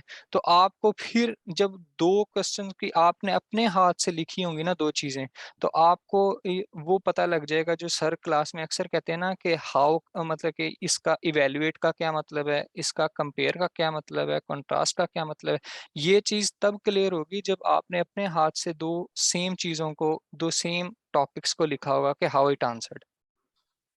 तो ये चीज़ मेरे ख़्याल से काफ़ी इम्पोर्टेंट होती है नहीं जो हमजा, आप बड़ा जबरदस्त फायदा हुआ आपका आने का, और बहुत बहुत शुक्रिया यार। आपने, मेरे ख्याल में टाइमिंग डिफरेंस भी है, और फिर भी आपने ज्वाइन कर लिया, बहुत ज़्यादा थैंक यू। जी और सर, आपसे बस रिक्वेस्ट रहेगी कि ये फाइल्स ज़रूर शेयर कर लीजिएगा, तो ठीक है। इंशाल्लाह हम स्टूडेंट्स के साथ भी शेयर कर देंगे। Thank you so okay much sir, Hamza. Thank you sir, thank you Hamza. Thank you. Allah thank you. हाफ़िज़। अल्लाह यासिर आप हैं? जी यासिर, यासिर प्लीज कंफर्म कर दें। जी यासिर, यासिर प्लीज ज्वाइन कर लें। अच्छा, जब तक यासिर, हाँ जी, यासिर ने ज्वाइन कर लिया। हेलो, अस्सलाम वालेकुम। वालेकुम अस्सलाम यासिर, बहुत ज़्यादा शुक्रिया। सबसे पहले बहुत ज़्यादा मुबारकबाद हो आपको। बहुत ज़बरदस्त एक फीलिंग होती है, आई कैन रिलेट। अभी भी 2 साल हो गए, लेकिन वो उस फीलिंग को नहीं भूला जा सकता जो अल्हम्दुलिल्लाह आप अभी उससे गुजर रहे हैं। तो बहुत ज़्यादा, सबसे पहले आपकी फैमिली को, आपको बहुत ज़्यादा मुबारकबाद। और thank you very much sir, बहुत बहुत शुक्रिया and thank you so much sir Tariq sir for having me. अभी सर ये आप लोग हर बार सेशन कंडक्ट करते हैं at the start of the session, चाहे चाहे जो लोग क्लास का पार्ट हो ना हो, this is a guidance session for everybody. तो काफ़ी बेनिफिशियल रहता है। इसमें ओवरऑल एक स्ट्रेटजी भी डिस्कस होती है हमारी, और जिस तरह लास्ट टाइम मुझे याद है नौमान थे आई थिंक इस्लामाबाद से, जिस तरह आज हम जी लोग जी एक्सपीरियंस अपना शेयर कर रहे हैं तो उस तरह ही था। सो मैं अपना थोड़ा सा इंट्रो पहले दे दूँ कि जैसे अभी मेरी आर्टिकल्स अभी चल रही है, एसोसिएटेड जीटी, एंड मेरे सारे एग्जाम्स अभी विद इन आर्टिकल से अलहमदिल्ला क्वालिफाई हो गए हैं। आउट ऑफ 8 एग्जाम सी फाइनल हमारे पास जो है, मेरे 7 पेपर्स सारे फर्स्ट अटेम्प्ट में पास हुए, सिर्फ एक MSA 2 मेरा क्वालिफाइंग अटेम्प्ट एक फेल हुआ था। तो एक उसकी भी वैल्यूएशन मैंने कर ली थी कि ऑब्वियसली कहाँ कहाँ गलतियाँ आती हैं अकॉर्डिंगली, और एक फिर प्रॉपर स्ट्रैटेजी के साथ नेक्स्ट अटेम्प्ट में गए। तो अकॉर्डिंगली 4 से 5 चीज़ें थी जो आई थॉट के टू शेयर रिगार्डिंग स्ट्रैटेजी की। जहाँ तक बात है तो हमारे पास सर सऊद तारिक जिस तरह बता रहे थे इनिशियली कि सबसे पहले तो ये एक चीज़ बहुत इंपॉर्टेंट है, ये डिटरमाइन करना कि आपने आपका स्टडी सोर्स क्या क्या है और पढ़ना कहाँ कहाँ से, कौन कौन सी बुक्स को यूज़ करना है। तो उसके लिए मैंने जो आप लोगों ने क्लास में ऑफकोर्स गाइड किया था, और थ्रू आउट एक हमारा एक आइडियल होता है कि एक हमारे पास ICAP की वर्कबुक है जो जिसमें ICAP के पास पेपर्स हैं, उसके अलावा हमारे पास एग्जाम रिलेटेड क्वेश्चन हैं सारे। उसके अलावा हमारे पास सिमिलरली ICIW का एक क्वेश्चन बैंक था। थर्ड उसके अलावा मोस्ट इंपॉर्टेंट एक चीज़ हमारे पास ICIW की एक सही टेक्स्ट थी। तो नॉर्मली इसमें ये बाकी सारी चीज़ें आपको सर फरकान सर सऊद तारिक आगे शेयर कर देंगे, लेकिन ICIW की स्टडी टेक्स्ट के बारे में एक इंपॉर्टेंट चीज़ मैं आप लोगों से शेयर करने लगा था। बेसिकली आप ICAP का जब MSA 2 का सिलेबस देखेंगे तो ICAP ने MSA 2 के सिलेबस में SPM के एरिया में कुछ चैप्टर्स बताएं कि ये वो चैप्टर्स हैं लेट्स से जो हम टेस्ट करने वाले हैं। उन चैप्टर्स के अंदर ICAP ने सब कंटेंट बताया कि लेट्स से फॉर एग्जांपल अगर ICAP ने कहा कि जी मैं स्ट्रैटेजी के चैप्टर तो स्ट्रैटेजी के चैप्टर में ये 5-6 चीज़ें जो मैं टेस्ट करूंगा, IT का चैप्टर तो IT के चैप्टर में ये 5-6 चीज़ें हैं जो मैं टेस्ट करूंगा। अगर आप वो सिलेबस उठाएं और आप ICIW की स्टैटिक्स उठाएं तो ICIW के स्टैटिक्स में टिकटॉक कॉपी वही चैप्टर्स लिखे हुए हैं। उन चैप्टर्स के स्टार्ट में वो सारा का सारा कंटेंट लिखा हुआ जो ICAP ने अपने सिलेबस में डाला है। इसका मतलब बड़ा क्लियर है कि ICAP एग्जाम में खुद आपसे चाह रहा है कि वो रेफर कर रहा है कि ये स्टैटिक्स आप ICIW वाली लाजमी पढ़कर आए, काइंड ऑफ सोर्स मटेरियल उसके लिए वही है। सिमिलरली आप ये चीज़ ICAP के जब आप क्वेश्चन वगैरह सॉल्व कर रहे होंगे ICAP के सजेस्टेड आंसर्स से देखेंगे तो वहाँ पे भी ICIW के बहुत सारी आंसर्स जो स्टेटेक्स है वहाँ की वर्डिंग यूज हुई होती है। सो इट्स रियली इंपॉर्टेंट कि जो सोर्स मटेरियल हमारा वो बड़ा एक्यूरेट हो और डे वन पे डिसाइडेड हो कि मैंने ये बुक्स यूज़ करनी है। सिमिलरली मैं एक आधी गलतियों पर इसमें बात करना चाह रहा हूँ जो मैंने खुद भी गलती की थी फर्स्ट अटेम्प्ट में जाते हुए और जो बाद में मैंने करेक्ट की थी। मेरी आवाज़ आ रही है सर? जी जी जी तो एक तो ये वाली चीज़। सिमिलरली दूसरा हमारे पास MSA 2 में एग्जामिनेशन में सर सऊद तारिक ने शुरू में कहा कि नॉर्मली लोग यही समझते हैं कि SPM है और DFD है, रिवाइज कर चले गए। This is an entire different approach, और MSA 2 में यहाँ पर हमें पूरी प्रैक्टिकल बेस्ड अप्रोच के साथ जाना है, और वो चीज़ आपको ICAP के सजेस्टेड आंसर और ICIW के सजेस्टेड आंसर ही सिखाएंगे। एक छोटी सी चीज़ सिर्फ ये कि जो मैंने रीज़न अपना भी नोट किया था और बाकियों का भी आगे, कि MSA 2 में जब आप एग्जामिनर को आंसर में कोई भी चीज़ आप आंसर कर रहे हैं तो it's not about what you right, it's all about how you justify it. ये बहुत ज़्यादा इंपॉर्टेंट है कि जो आपने लिखा है उसको आप प्रॉपर्ली जस्टिफाई करके आए कि मैंने क्यों लिखा है। तो इस चीज़ के ज़्यादा मार्क्स हैं रादर देन आपने सिर्फ एक सिंपल पॉइंट लिखा कि जी फॉर एग्जांपल अगर कोई स्ट्रैटेजी है उसने आपसे पूछा, आपने लिखा जी कि ये करेंगे तो सेल्स बढ़ जाएगी, ये कैसे बढ़ेगी, क्या इंपैक्ट आएगा और क्या क्या करना पड़ेगा, ये सारी जस्टिफिकेशन आपको लिखनी है और फिर जाके आपको मार्क्स मिलते हैं। इसके अलावा हमारे पास एक इस बार से लास्ट अटेम्प्ट से जो हमारे पास एक डिफरेंस आया था MSA एग्जामिनेशन में, that was the ICAP software जो हमने CB एग्जामिनेशंस दिए थे। तो अब भी यानी आइंदा वाले आने वाले अटेम्प्ट्स में भी यही कंटिन्यू होगा। तो एक ICAP सॉफ्टवेयर वाली बात थी कि इस पे ग्रिप होना बहुत ज़्यादा लाजमी है। एटलीस्ट आपने कम से कम 1.5 से 2 महीना पहले अपनी उस पर प्रैक्टिस लाजमी शुरू कर देनी है, और डे वन से ही अपनी सॉफ्टवेयर पे काम करना, पेपर पेन कॉपी ये सारी चीज़ें छोड़ देनी है। इवन अगर आप शुरू में आप जो क्लास में सर आप फरकान आपसे अक्सर अनस्ट्रक्चर्ड राइटिंग की बात करेंगे कि अगर थोड़ा बहुत भी जो आप सवाल रीड कर रहे हैं और अपना आंसर कुछ ड्राफ्ट करने की कोशिश कर रहे हैं, try to write on ICAP software, उस पर आप ग्रिप अपनी ज़बरदस्त करने की कोशिश करें। और इवेंचुअली जो ICAP ने ये इस बार M भी मेरे ख्याल में ये कह रहे हैं। जी जी आप बात कीजिए। M ये के नाम से ये शायद M हाशिर है, ये भी ये कह रहे हैं स्ट्रक्चर पे थोड़ा मेरे ख्याल में बड़ा इंपॉर्टेंट है। इन्होंने कहा स्ट्रक्चर जो है ना वो फॉलो नहीं कर पा रहे, पॉइंट्स तो होते हैं लेकिन वो स्ट्रक्चर्ड वे में नहीं होते। जी यासिर आप भी यही कह रहे हैं मेरे ख्याल में। एग्जैक्टली। तो वही चीज़ हमें ICAP के एक तो सजेस्टेड आंसर्स होते हैं, उसको प्रॉपर्ली हम देखें कि ICAP ने अपने सजेस्टेड आंसर को किस तरह ड्राफ्ट किया। पहले इंट्रो है, फिर इवैल्यूएशन है, फिर पॉइंट्स की डिस्कशन और फिर कंक्लूजन है। पहली चीज़ तो ये। दूसरा ICAP सॉफ्टवेयर की मैं बात कर रहा था, तो इट्स रियली इंपॉर्टेंट कि सॉफ्टवेयर में हमारी ग्रिप होना लाजमी है। अभी इस वक्त जो मैंने पर्सनली अपने एग्जाम में खुद बैठ के भी फील किया था, इस बार तो 4.25 घंटे एग्जाम था, लेकिन वैसे भी हमारे पास सॉफ्टवेयर के आने से MSA 2 स्पेसिफिकली मैं बात कर रहा हूँ बहुत बेनिफिशियल हो गया। द रीजन बीइंग कि आपके बहुत सारी टाइमिंग इसमें सेव हो जाती है, आपकी टाइपिंग स्पीड कंपैरेटिवली ज़्यादा ही होती है as compare to your writing speed अगर आप पेन वगैरह से लिखते हैं। तो अगर आप प्रॉपर प्रैक्टिस के साथ पे जाएं तो एक तो आपका टाइम वाला फैक्टर भी इसमें अकॉर्डिंगली आ जाएगा। तो ये this can save a lot of time और ये बेनिफिशियल ही है। तो इट्स इंपॉर्टेंट कि आप ICAP सॉफ्टवेयर पे बहुत ज़्यादा काम करके जाएं डे वन से। जी यासिर बहुत ज़्यादा शुक्रिया। और इंशाल्लाह आपकी ये जो 5-10 मिनट है वो हो सकता है बहुत सारे स्टूडेंट्स के लिए फ़ायदेमंद हो जाएं और ये सदका जारिया भी है। खैर बहुत ज्यादा शुक्रिया यार यासिर आपका ज्वाइन करने का। अच्छा थैंक यू। जी बहुत ज्यादा शुक्रिया जी। अब मैं जो है ना थोड़ा सा कुछ मिस्टेक्स पे बात कर लेता हूँ और थोड़ा सा आपको ना सब्जेक्ट की लॉजिक पे बात कर लेते हैं और जस्ट 5 to 10 मिनट्स मेरे साथ रहें और फिर इंशाल्लाह हम इसको क्लोज करते हैं। लेकिन बहुत इंपॉर्टेंट कुछ बातें हैं जो आपसे मैं शेयर करने जा रहा हूँ। सबसे पहली बात, MSA 2 यार आप में से जल्दी से कोई मुझे बताए कि MSA 2 आज से तकरीबन कोई 3 से 3.5 साल पहले ये इंट्रोड्यूस हुआ था। इसकी वजह क्या थी, रीजन क्या था? MSA 2 आपको क्या लगता है क्यों एक ऐसा सब्जेक्ट आया कि जो लोग पहले से BFD भी देके आ रहे थे, BMB अब तो SPM हो गया, उस वक्त तो BMB होता था, तो उसके ऊपर टैक्स, एथिक्स, COCG ये हम बहुत सारी दफा हम कवर कर चुके होते हैं। लेकिन अब आपको क्या लगता है यार क्यों इंट्रोड्यूस किया गया इस सब्जेक्ट को? गलती हो गई आईकैप से जी। और आगे अच्छा माशाल्लाह से ये गलती आईकैप से काफी अरसे बाद हुई, ICAW अरसे से ये गलती कर रहा था। खैर खैर आगे चलते हैं। क्या आपको क्या लगता है कि क्यों लाया गया ये subject? To deal with practical, to fill the practical aspect gap for CS। अच्छा मैं आपको एक है ना छोटी सी एग्जांपल देता हूँ, आपकी बात समझ में आ जाएगी। ICAW इस चीज को फॉलो कर रहा था फ्रॉम डिकेड, कम से कम, क्योंकि आप अगर पास पेपर्स के देखें तो बहुत पुराने भी आपको नजर आएंगे, जबकि आईकैप ने अभी कुछ अर्से पहले इसको इंट्रोड्यूस किया। हम एज अ CA प्रोफेशनल, आपने देखा होगा अब तो ये बहुत ज्यादा फील्ड जो है ना वाइड हो गई है पाकिस्तान में। वैसे तो ये फील्ड बहुत ज्यादा वाइड होती थी, जिसको हम कहते हैं कंसल्टेंसी। उसमें बिजनेस कंसल्टेंसी भी है, टैक्स कंसल्टेंसी भी है, अकाउंटिंग भी है, फिर हम स्पेसिफिक होते जाएं तो बहुत कुछ है। आजकल अगर आप देखें CFO का रोल क्या है, जब एक कंपनी में एक CFO का रोल आपको क्या समझ में आता है कि वो क्या कर रहा होता है? बेसिकली बहुत सारा काम हम कर रहे होते हैं कंसल्टेंसी से रिलेटेड, जिसके हवाले से जिससे रिलेटेड कोई पेपर ही नहीं था। यानी कि फॉर एग्जांपल एक बंदे को NPV कैलकुलेट करना आ रहा है, बहुत जबरदस्त बात है।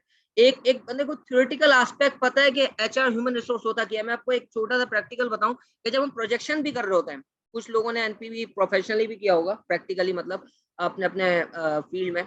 तो जब हम प्रोजेक्शंस फॉर एग्जांपल कर रहे होते हैं, प्रोजेक्शंस देख रहे होते हैं, तो वहाँ पे बहुत सारे एस्पेक्ट्स होते हैं। उसमें ह्यूमन रिसोर्स रिक्वायरमेंट्स भी आती हैं, उसमें टेक्निकल रिक्वायरमेंट्स भी आती हैं, कंपनी से रिलेटेड अगर रिसर्च एंड डेवलपमेंट है उससे रिलेटेड रिक्वायरमेंट्स भी आती हैं। तो बहुत सारी चीजें हम देख रहे होते हैं।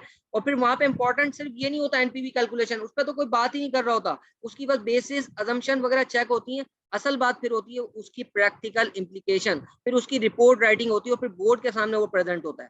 तो ये काम ऑलरेडी हो रहा था काफी अरसे से। CA प्रोफेशन जो आईकैप से क्वालिफाई होते थे उनके ऊपर ये बहुत ज्यादा प्रेशर होता था as a body, professional body, कि भाई ICAW ये काम कर रहा है, आपके पास बैकिंग के लिए कोई ऐसा सब्जेक्ट नहीं है जो जिसमें आपने स्टूडेंट्स के लिए जब वो एक क्वालिफाई होकर निकल रहा है उसके पास ये स्किल टेस्ट हुआ हो। तो भाई सबसे ज्यादा इंपॉर्टेंट चीज क्या नजर आई इसमें? Data analytics. ये पेपर जैसे कि सर साउथ कह रहे थे कि डिफरेंट क्या है, इसमें हमें डेटा एनालिटिक्स करना है। अब मैं आपको जल्दी से अपनी स्क्रीन शेयर करता हूँ और टैक्स के ऊपर क्योंकि बात हो रही थी तो जल्दी से मैं टैक्स के सिलेबस के ऊपर बात कर लूं, बुक में क्यों इंक्लूड नहीं किया गया।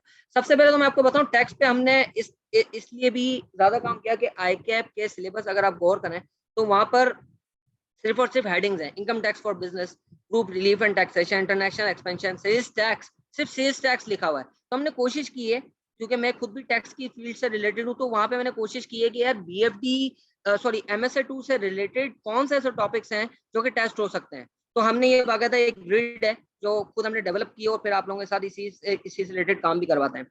अब इसमें इंपॉर्टेंट बात ये है कि जब पेपर में जब कोई भी सेक्शन टेस्ट हो रहा होता है तो वहां पे आइडेंटिफिकेशन बड़ी इंपॉर्टेंट होती है, यानी कि कौन सा सेक्शन से क्वेश्चन किया गया ये बड़ा इंपॉर्टेंट होता है। तो ये हम लाइव लेक्चर्स में जरूर करवा रहे होते हैं, लेकिन क्योंकि सेक्शन एज इट इज पूरा का पूरा रिप्रोड्यूस करना पड़ता है, तो मुझे ये बड़ा हम लोगों ने जब डिस्कस किया बुक में एक रिडंडेंट सी चीज लगी कि यार जो चीज इनकम टैक्स ऑर्डिनेंस में ऑलरेडी अवेलेबल है उसी को हम कॉपी पेस्ट करके अपने बुक में इंक्लूड करें। तो बहुत सारा पार्ट वो लेके जा रही थी, तो इस वजह से हैंडी भी बनाने के लिए हमने इसको, हाँ ये जरूर है कि आपको जैसे पोर्टल पे दिखाया इस पे काम जरूर हुआ है। अच्छा अब एक चीज मैं आपको बताऊं, ये ऑब्जेक्टिव पे बात हो गई MSA 2 की। एक बड़ी इंटरेस्टिंग चीज मैं आपको बता दूं, ये एक पैरामिड है, pyramid of critical skill required. इसमें ये हमारी बात भी हुई भी है इसमें, लेकिन दोबारा से मैं रिपीट कर देता हूँ, काफी इंपॉर्टेंट है। हमें सबसे पहले पैरामिड में अगर आपको नजर आ रहा हो तो सबसे पहले माइंडसेट डेवलप करना है स्ट्रेटेजिक डाटा एनालिसिस का। ये माइंडसेट कैसे डेवलप होगा और ये क्या चीज है, जरा हम इस पे आते हैं। रिसर्च वर्क ये भी आप लोगों के साथ में शेयर कर दूंगा ये डॉक्यूमेंट। इसमें बेसिकली बहुत सारी चीजें कवर हुई हैं, लेकिन आज पिन पॉइंट करने के लिए अभी मैं आपको बताता हूँ। ठीक है, कोई भी क्वेश्चन होता है ना, उसमें दो तरह की इंफॉर्मेशन आपको नजर आएगी। हर क्वेश्चन में आपको ना दो तरह की इंफॉर्मेशन नजर आएगी, बैक एंड इंफॉर्मेशन और front end information. Back and information क्या होती है? बैक एंड इंफॉर्मेशन मोस्टली मैं आपको इसकी प्लेसमेंट बता देता हूँ। आईकैप के एनवायरमेंट में आईकैप के क्वेश्चन, आईसीडब्ल्यू की अगर हम बात नहीं कर रहे, आईसीडब्ल्यू काफी डिफरेंट है इन द अप्रोच, वो मैं आपको डिटेल में डिस्कस भी करूंगा इंशाल्लाह जब सेशन स्टार्ट होगा। पेपर डिजाइन और पूरे में जो उसका स्ट्रक्चर है वो काफी डिफरेंट है आईकैप से, लेकिन वो काफी रेलेवेंट भी है। उसको हमें क्या रेलेवेंस है उसमें, वो भी हम डिटेल में इंशाल्लाह जाएंगे। लेकिन आप आईसीडब्ल्यू का क्वेश्चन उठाओ, आईकैप का क्वेश्चन उठाओ, आप कोई भी क्वेश्चन उठाओ, उसमें आपको दो तरह की इन्फॉर्मेशन नजर आ रही होगी, बैक एंड इन्फॉर्मेशन और front end. Back and information क्या होती है कि भाई आपको कंपनी की नेचर का पता हो, कंपनी किस किस इंडस्ट्री में है, क्या वो मैन्युफैक्चरिंग इंडस्ट्री में, क्या वो एरोस्पेस इंडस्ट्री में, क्या वो फार्मास्यूटिकल इंडस्ट्री में।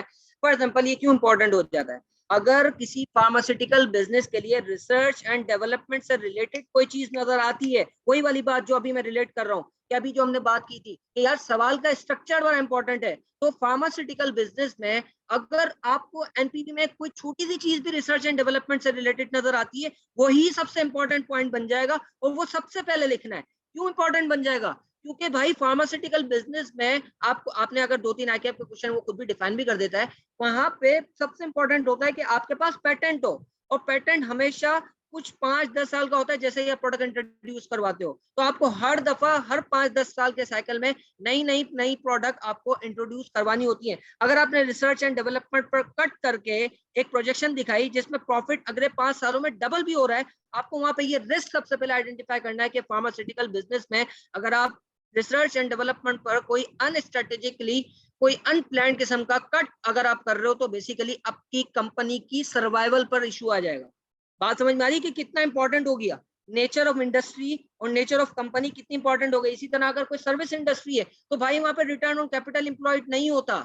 आपको वो रेशो मैं अक्सर कहा करता हूँ, बड़ी मजाहिया से अंदाज में कहता हूँ कि आप जब पेपर देने जा रहे हैं तो आपको वहां पे वॉमिटिंग नहीं करनी, जो समझ में आ रहा है लिख दिया, और फिर जब बच्चा पेपर करके निकलता है तो वो कहता है यार मैंने तो सब कुछ लिखा था और बहुत कुछ लिखा था और बड़ा क्वालिटी का लिखा था। मैं आपको मजे की बात बताऊं, मैं आपको पेपर्स भी दिखाऊंगा जो मैंने चेक किए हैं। मैंने एक बच्चे के बारे में कमेंट किया था, इस तरह के बहुत सारे मेरे पास आंसर था, जिसके बारे में मैंने कहा कि अगर प्योरली बीएम की स्किल्स के ऊपर, बीएफटी की स्किल्स के ऊपर और प्योरली जो सीओसीजी की स्किल्स हैं अगर उनके ऊपर बात हो तो आपको मैं 50 या 70 प्लस मार्क्स दे दूंगा। लेकिन अगर बात हो MSA2 से रिलेटेड तो आपको शायद आप पास ना कर पाए। उसकी वजह क्या है कि भाई ये तो सिर्फ टूल्स हैं, यहाँ पे हमें प्रोफेशनल राइटिंग करनी है। जैसे कि मैंने आपको बताया कि वॉमिटिंग नहीं कर देनी, सब कुछ जो आता है वो नहीं लिखना। यहाँ पे स्किल क्या टेस्ट हो रही है कि क्या लिखना है, यानी कि ये पता होना चाहिए कि क्या लिखना है और ये भी पता होना चाहिए कि हमें क्या नहीं लिखना है। फॉर एग्जाम्पल फार्मास्यूटिकल इंडस्ट्री की ओर हम जब डिटेल में इंशाल्लाह जाएंगे तो आपको बात नजर आएगी सामने चीजें कि फार्मास्यूटिकल इंडस्ट्री में रिटर्न ऑन कैपिटल एम्प्लॉयड की कोई रेलेवेंस नहीं है, वहां पे रेलेवेंस है। फॉर एग्जाम्पल होटल इंडस्ट्री की हम बात कर ले तो वहां पे ये भी इंपॉर्टेंट हो जाता है कि कितने रूम एम्प्टी हैं पर डे, ये ज्यादा इंपॉर्टेंट है। क्या वो किसी मैन्युफैक्चरिंग इंडस्ट्री में रेशो का सवाल भी आ सकता है? अब बहुत सारे स्टूडेंट्स कहेंगे कि यार ये रेशो कैसे समझ में आएगा या नजर में आएगा। देखिए हर इंडस्ट्री की जनरल इंफॉर्मेशन आप लोगों को पता होती है। ज्यादातर एरोस्पेस इंडस्ट्री के ऊपर कोई क्वेश्चन आ गया तो आपको जनरली पता होता है और ओवरऑल आपको पता है कि किस तरह एयरपोर्ट्स रन करते हैं। फॉर एग्जाम्पल वहां पे ये सिर्फ इंपॉर्टेंट नहीं है कि जब प्लेन में आप बैठे हुए हैं तो वहां पर आपको किस तरह की सर्विस मिल रही है, बल्कि ये भी इंपॉर्टेंट है कि एयरपोर्ट में जब आप बाहर निकले और आपका लगेज आपको किस तरीके से मिल रहा है। तो इस तरह की चीजें। अच्छा प्लस प्लस आईसीडब्ल्यू में क्या करेंगे, रेलेवेंस इस तरह बढ़ जाएगी कि आईसीडब्ल्यू के क्वेश्चन की कि वहां पे बहुत सारी इंडस्ट्रीज कवर है, तो वहां पे इंडस्ट्री की इन्फॉर्मेशन हमें मिल रही होगी, हमें सिनारियो बहुत सारे मिल रहे होंगे जो आईकैप ने अभी तक टेस्ट नहीं किए। तो खैर हम जब डिटेल में जाएंगे, ये हो गई बैक एंड इन्फॉर्मेशन। जब फ्रंट एंड इन्फॉर्मेशन की बात होती है तो वहां पे हम बड़े स्पेसिफिक हो जाते हैं। अब स्पेसिफिक का क्या मतलब है, ये आईकैप का MSA2 समर 2018 का एक क्वेश्चन है कि जल्दी से मैं आपको बता देता हूँ। देखें यहाँ पे आपको बैक एंड इन्फॉर्मेशन किस तरीके से मिली क्वेश्चन नंबर 1 में, ये श्रिम्प फार्म वाला क्वेश्चन था समर 18 का। इसमें देखें ये एग्रीकल्चर इक्विपमेंट है, श्रिम्प फार्मिंग है, प्लांट, ये जो है ना इंडस्ट्री की जनरल इंफॉर्मेशन हमें दी जा रही है। जब फर्स्ट पैरा हमने देखा जनरल इंफॉर्मेशन मिली, सेकंड पैरा पे आया वहां भी जनरल थी, थर्ड में हमें जो है ना स्पेसिफिक होना शुरू हो गए। और जब आप देखेंगे तो ये एक्विजिशन से रिलेटेड पैरा है, और जब इसके बेसिकली अपेंडिक्स को हम रिलेट करेंगे तो यहाँ पे आपको नजर आएगा evaluate the strategic proposal to acquire manganese shrimp. तो आपको ये अंदाजा होना चाहिए कि फ्रंट एंड इन्फॉर्मेशन क्या है, बैक एंड इन्फॉर्मेशन क्या है। Front end information specific requirement को कैटर करने के लिए होगी और बैक एंड इन्फॉर्मेशन होगी फिल्टर आउट करने के लिए। ये इंपॉर्टेंट इसलिए भी हो जाता है याद रखिएगा, ये इसलिए भी इंपॉर्टेंट हो जाता है कि आपको पता है लिमिटेड टाइम है, तो जब आप कोई चीज जो कि एक तो उसकी रिक्वायरमेंट नहीं है वो आप लिख रहे हो, तो एक तो आपका टाइम भी जाया हो रहा है, दूसरा आपको मार्क्स भी नहीं मिल रहे। तो ये मैं आपको मैंने आज थोड़ा सा कवर करवाना था। खैर हम इसको डिटेल में कवर करेंगे। एक और चीज, ideas for writing skill development, ये बड़ा इंपॉर्टेंट है। अच्छा, सबसे पहले जैसा कि मैंने बताया कि हमें रीडिंग स्किल और एनालिसिस की स्किल्स को डेवलप करना है। उसके लिए मैं बहुत सारे क्वेश्चंस को रीड करना है, वो अप्रोच में इंशाल्लाह आपके साथ शेयर करूंगा वक्तन फवक्तन कि किस तरह हम सिर्फ 1.5-2 महीने तक रीडिंग पर, इंटरैक्टिव क्वेश्चंस पर किस तरीके से काम कर रहे होंगे। जब हम राइटिंग स्किल की बात करें ना, देखिए मैं अक्सर क्या करता हूँ कि ये पूरा का पूरा क्वेश्चन करना हमारे लिए लग्जरी है। क्या ख्याल है आपका कि यार अब मैं सोचूं, एक प्रेशर भी रहता है ना कि यार पूरा क्वेश्चन करना है, उसके बगैर मुझे नहीं उठना, ये एक प्रेशर भी है। क्या ख्याल है आपका, क्या ख्याल है, सही कह रहा हूँ गलत कह रहा हूँ? जी जल्दी से चैट पे कंफर्म करें कि पूरा का पूरा क्वेश्चन करना एक तरह से लग्जरी है, हर वक्त ये काम नहीं किया जा सकता। क्या ख्याल है? ठीक है, तो क्या सॉल्यूशन है इसका? इसका बड़ा आसान सा सॉल्यूशन है अनस्ट्रक्चर्ड राइटिंग। मैंने अपनी स्टडी अप्रोच में खुद अप्लाई किया और काफी बहुत अच्छा हिम्मत नहीं होती। मैं एक और भी इसकी टेक्निक भी बताऊंगा।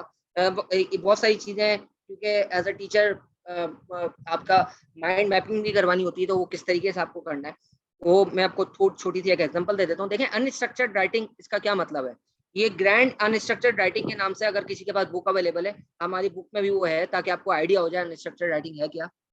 बेसिकली आप कोई भी मटेरियल पढ़ रहे हो, कोई क्वेश्चन पढ़ रहे हो, कोई थ्योरी पढ़ रहे हो, कोई भी कंटेंट पढ़ रहे हो, आप उसकी कीवर्ड्स लिखना शुरू कर दें। फॉर एग्जांपल आपको नजर आया कि यार बीसीजी मैट्रिक्स में बीसीजी मैट्रिक्स से रिलेटेड कोई की पॉइंट है, कोई कोर कॉम्पिटेंसी है से रिलेटेड की पॉइंट है, कोई की परफॉर्मेंस इंडिकेटर से रिलेटेड की पॉइंट है, कोई हमें कोई अपॉर्चुनिटी और शॉर्ट एनालिसिस से रिलेटेड की पॉइंट है, कोई हमें पैशनल एनालिसिस से रिलेटेड की पॉइंट्स है। तो हमने हमने क्या किया, जो की प्रोफेशनल वर्ड्स हैं वो लिखना शुरू कर दिए। पूरा पूरा क्वेश्चन नहीं, अनस्ट्रक्चर्ड, कोई भी आपने क्वेश्चन सेंटेंस की सीक्वेंस को फॉलो नहीं करना, अनस्ट्रक्चर्ड वे में लिख दिया, सिर्फ और सिर्फ अपनी राइटिंग स्किल को डेवलप करने के लिए।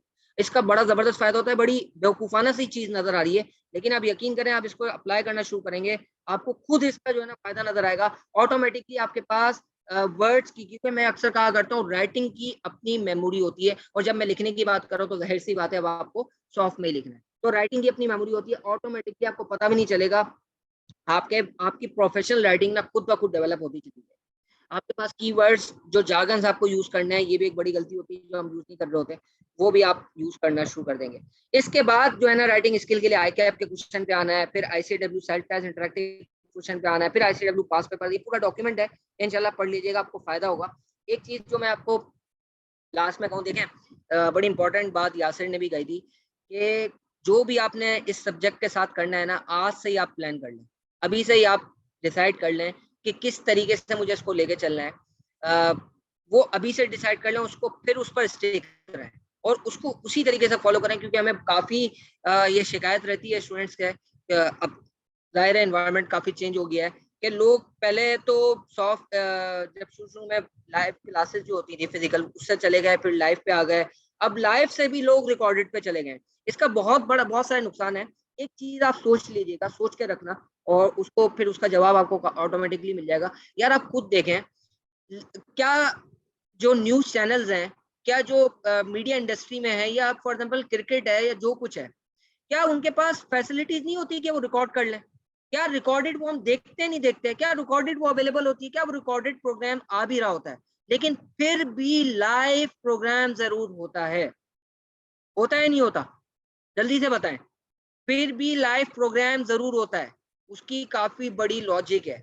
उसकी लॉजिक ये है कि जब हम लाइव में होते हैं, उसका अपना एक इन्वायरमेंट होता है, उसमें हम एक अलर्ट होते हैं, अलर्टनेस होती है हमारा पूरा जो माइंड मैपिंग हुई भी होती है, जिसको मैं कहता हूँ माइंड प्रोग्रामिंग जो हुई भी होती है, वो पूरी उसी से अलर्टनेस से रिलेटेड होती है। वो कभी भी रिकॉर्डेड में वो बात नहीं आएगी। आपने शायद क्रिकेट मैच कोई देखें, और क्रिकेट मैच आपको पता भी हो रिजल्ट कि कौन जीतने वाला है, कौन विन करेगा, लेकिन इसके बावजूद फॉर एग्जाम्पल आपको पता ना भी हो, फिर भी आप रिकॉर्डेड देख रहे होंगे ना, तो वो आपको बात समझ में नहीं आएगी।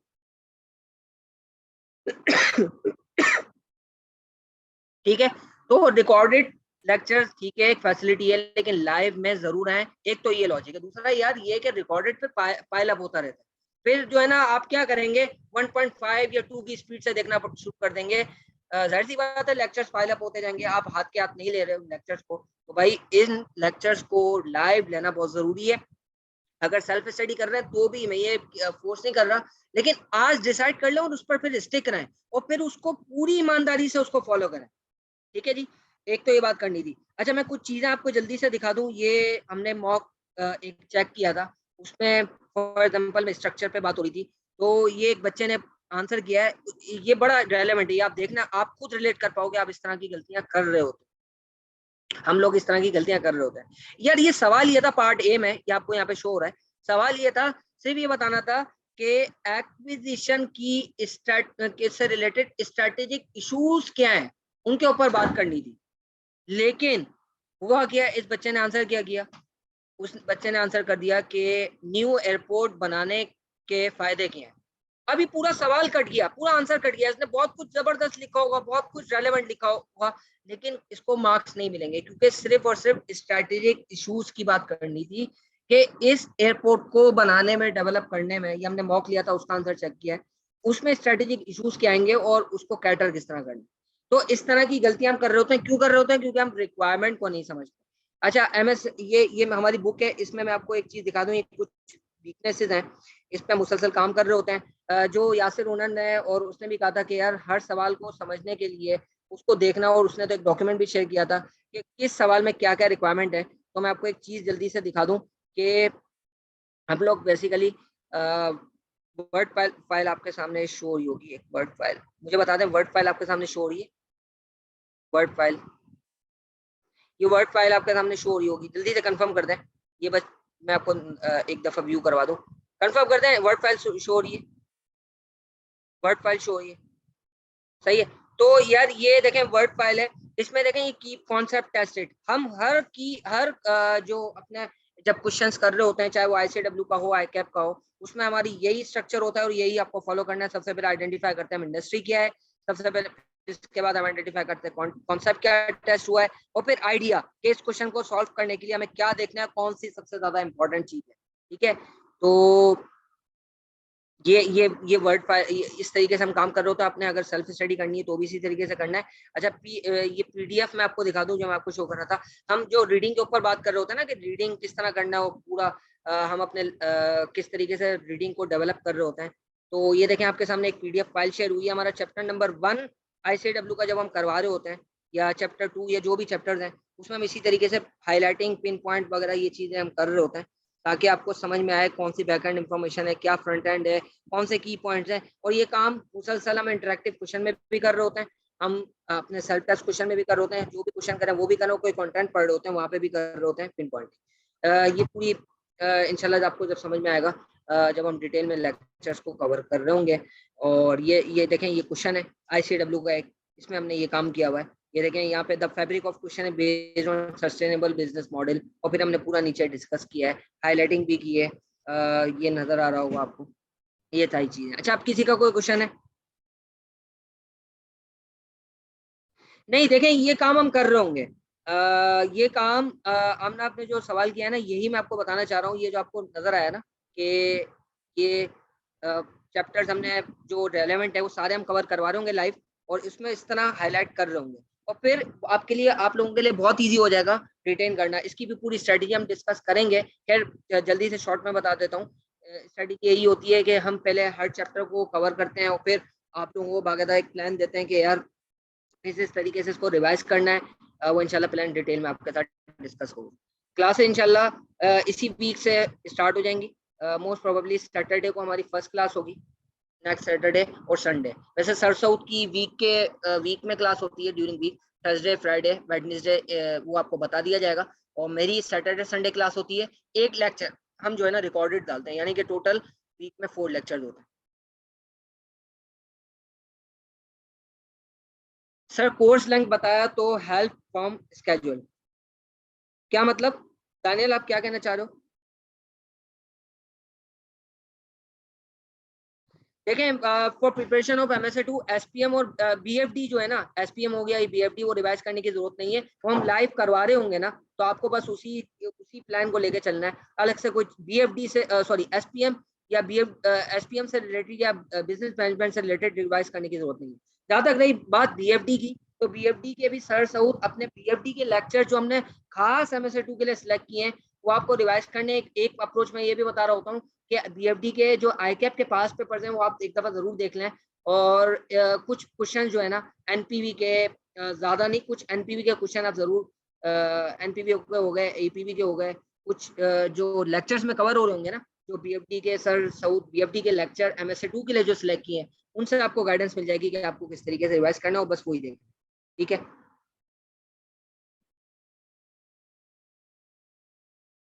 मैनेजेबल तो देखें सब कुछ होता है, लेकिन ये है कि अपनी अपनी आप स्ट्रेंथ देख लें। देखें एट द एंड तैयारी तो हो जाती है, लेकिन एट द एंड पेपर आप अगर 3 दिन है 2 दिन है, तो आपको सब कुछ रिवाइज करना है आखिर के महीने में, या आखिर के 10 दिन में, या आखिर लास्ट वीक में। तो वो अब अपनी स्ट्रेंथ देख के जरूर कीजिए कि आपके क्या स्ट्रेंथ रही है।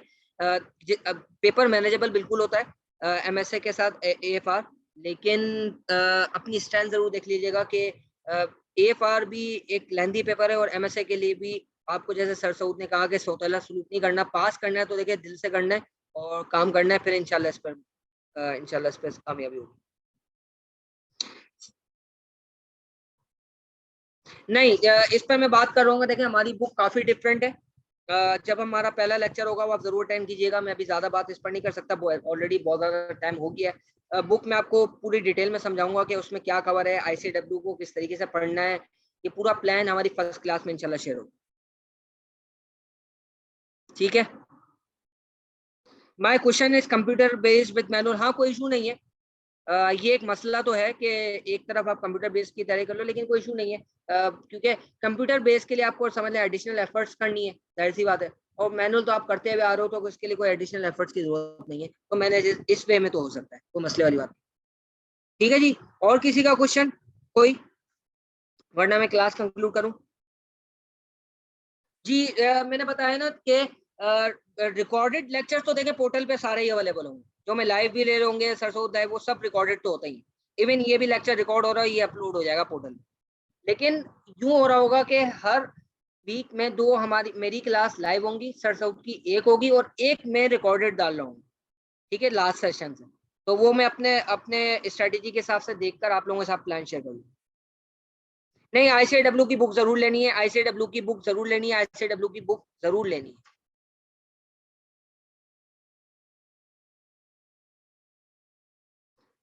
हाँ, डेमोस पे आप ले सकते हैं, डेमो अवेलेबल रहेगा, कोई मसला नहीं। आप डेमोस के लिए तो रिक्वेस्ट कर सकते हैं, कोई इतनी बड़ी मसले वाली बात नहीं है। और हमारे कुछ लेक्चर्स तो डेमो पर जो है ना रहते ही है।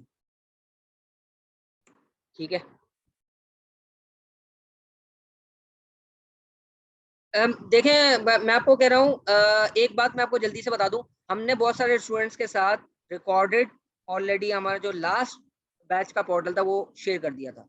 ठीक है, तो बहुत सारे स्टूडेंट्स का ये था कि उन्होंने कहा कि अभी हमारे पास टाइम है, अभी पेपर, बहुत सारे लोगों को पता था, ऐसा भी होता है ना कि जिनको पता होता है कि पेपर पास हुआ हुआ है, MSA2 देना, तो ऑलरेडी वो हमारे पास इनरोल थे और वो रिकॉर्डेड ले रहे थे, ऑलरेडी रिकॉर्डेड। लेकिन जब से हम लाइव स्टार्ट करेंगे, तो आपके पास ऑप्शन होता है कि आप वो लास्ट बैच का पूरा पोर्टल ले लें, या हमारी जो लाइव लें। लेकिन हमेशा रिकमेंडेड ये होता है कि आप लाइव को फॉलो करें, लाइव को फॉलो करें। ठीक है, ICW की बुक का नाम है SBM। ये आपके सामने बुक का ओपन भी है, सॉफ्ट में मैं ऑलरेडी ग्रुप में शेयर कर चुका हूँ, सॉफ्ट में ये बुक आपके पास अवेलेबल है। हार्ड में मैं रिकमेंड करूंगा जरूर लीजिए। हार्ड में क्यों लेना है और हार्ड में अभी भी हम क्यों काम कर रहे हैं, इस पर भी मैं डिटेल में आपके साथ डिस्कस करूंगा। इसके अलावा कोई क्वेश्चन है, वरना मैं क्लोज करूँ क्लास। ICW की बुक में ऑलरेडी शेयर कर चुका हूँ, फिर दोबारा शेयर कर दूंगा। हमारा एक गूगल ड्राइव पर गूगल ड्राइव भी है जो आप लोगों के साथ शेयर्ड है, दोबारा भी शेयर कर दूंगा ग्रुप्स में, वहाँ पे भी बहुत सारा मटेरियल अवेलेबल रहता है और करता रहता हूँ। ठीक है जी, थैंक यू सो मच। इंशाल्लाह जिंदगी रही तो कनेक्टेड रहेंगे। Thank you so much, thank you so much हमारे साथ रहने के लिए। अल्लाह हाफिज़।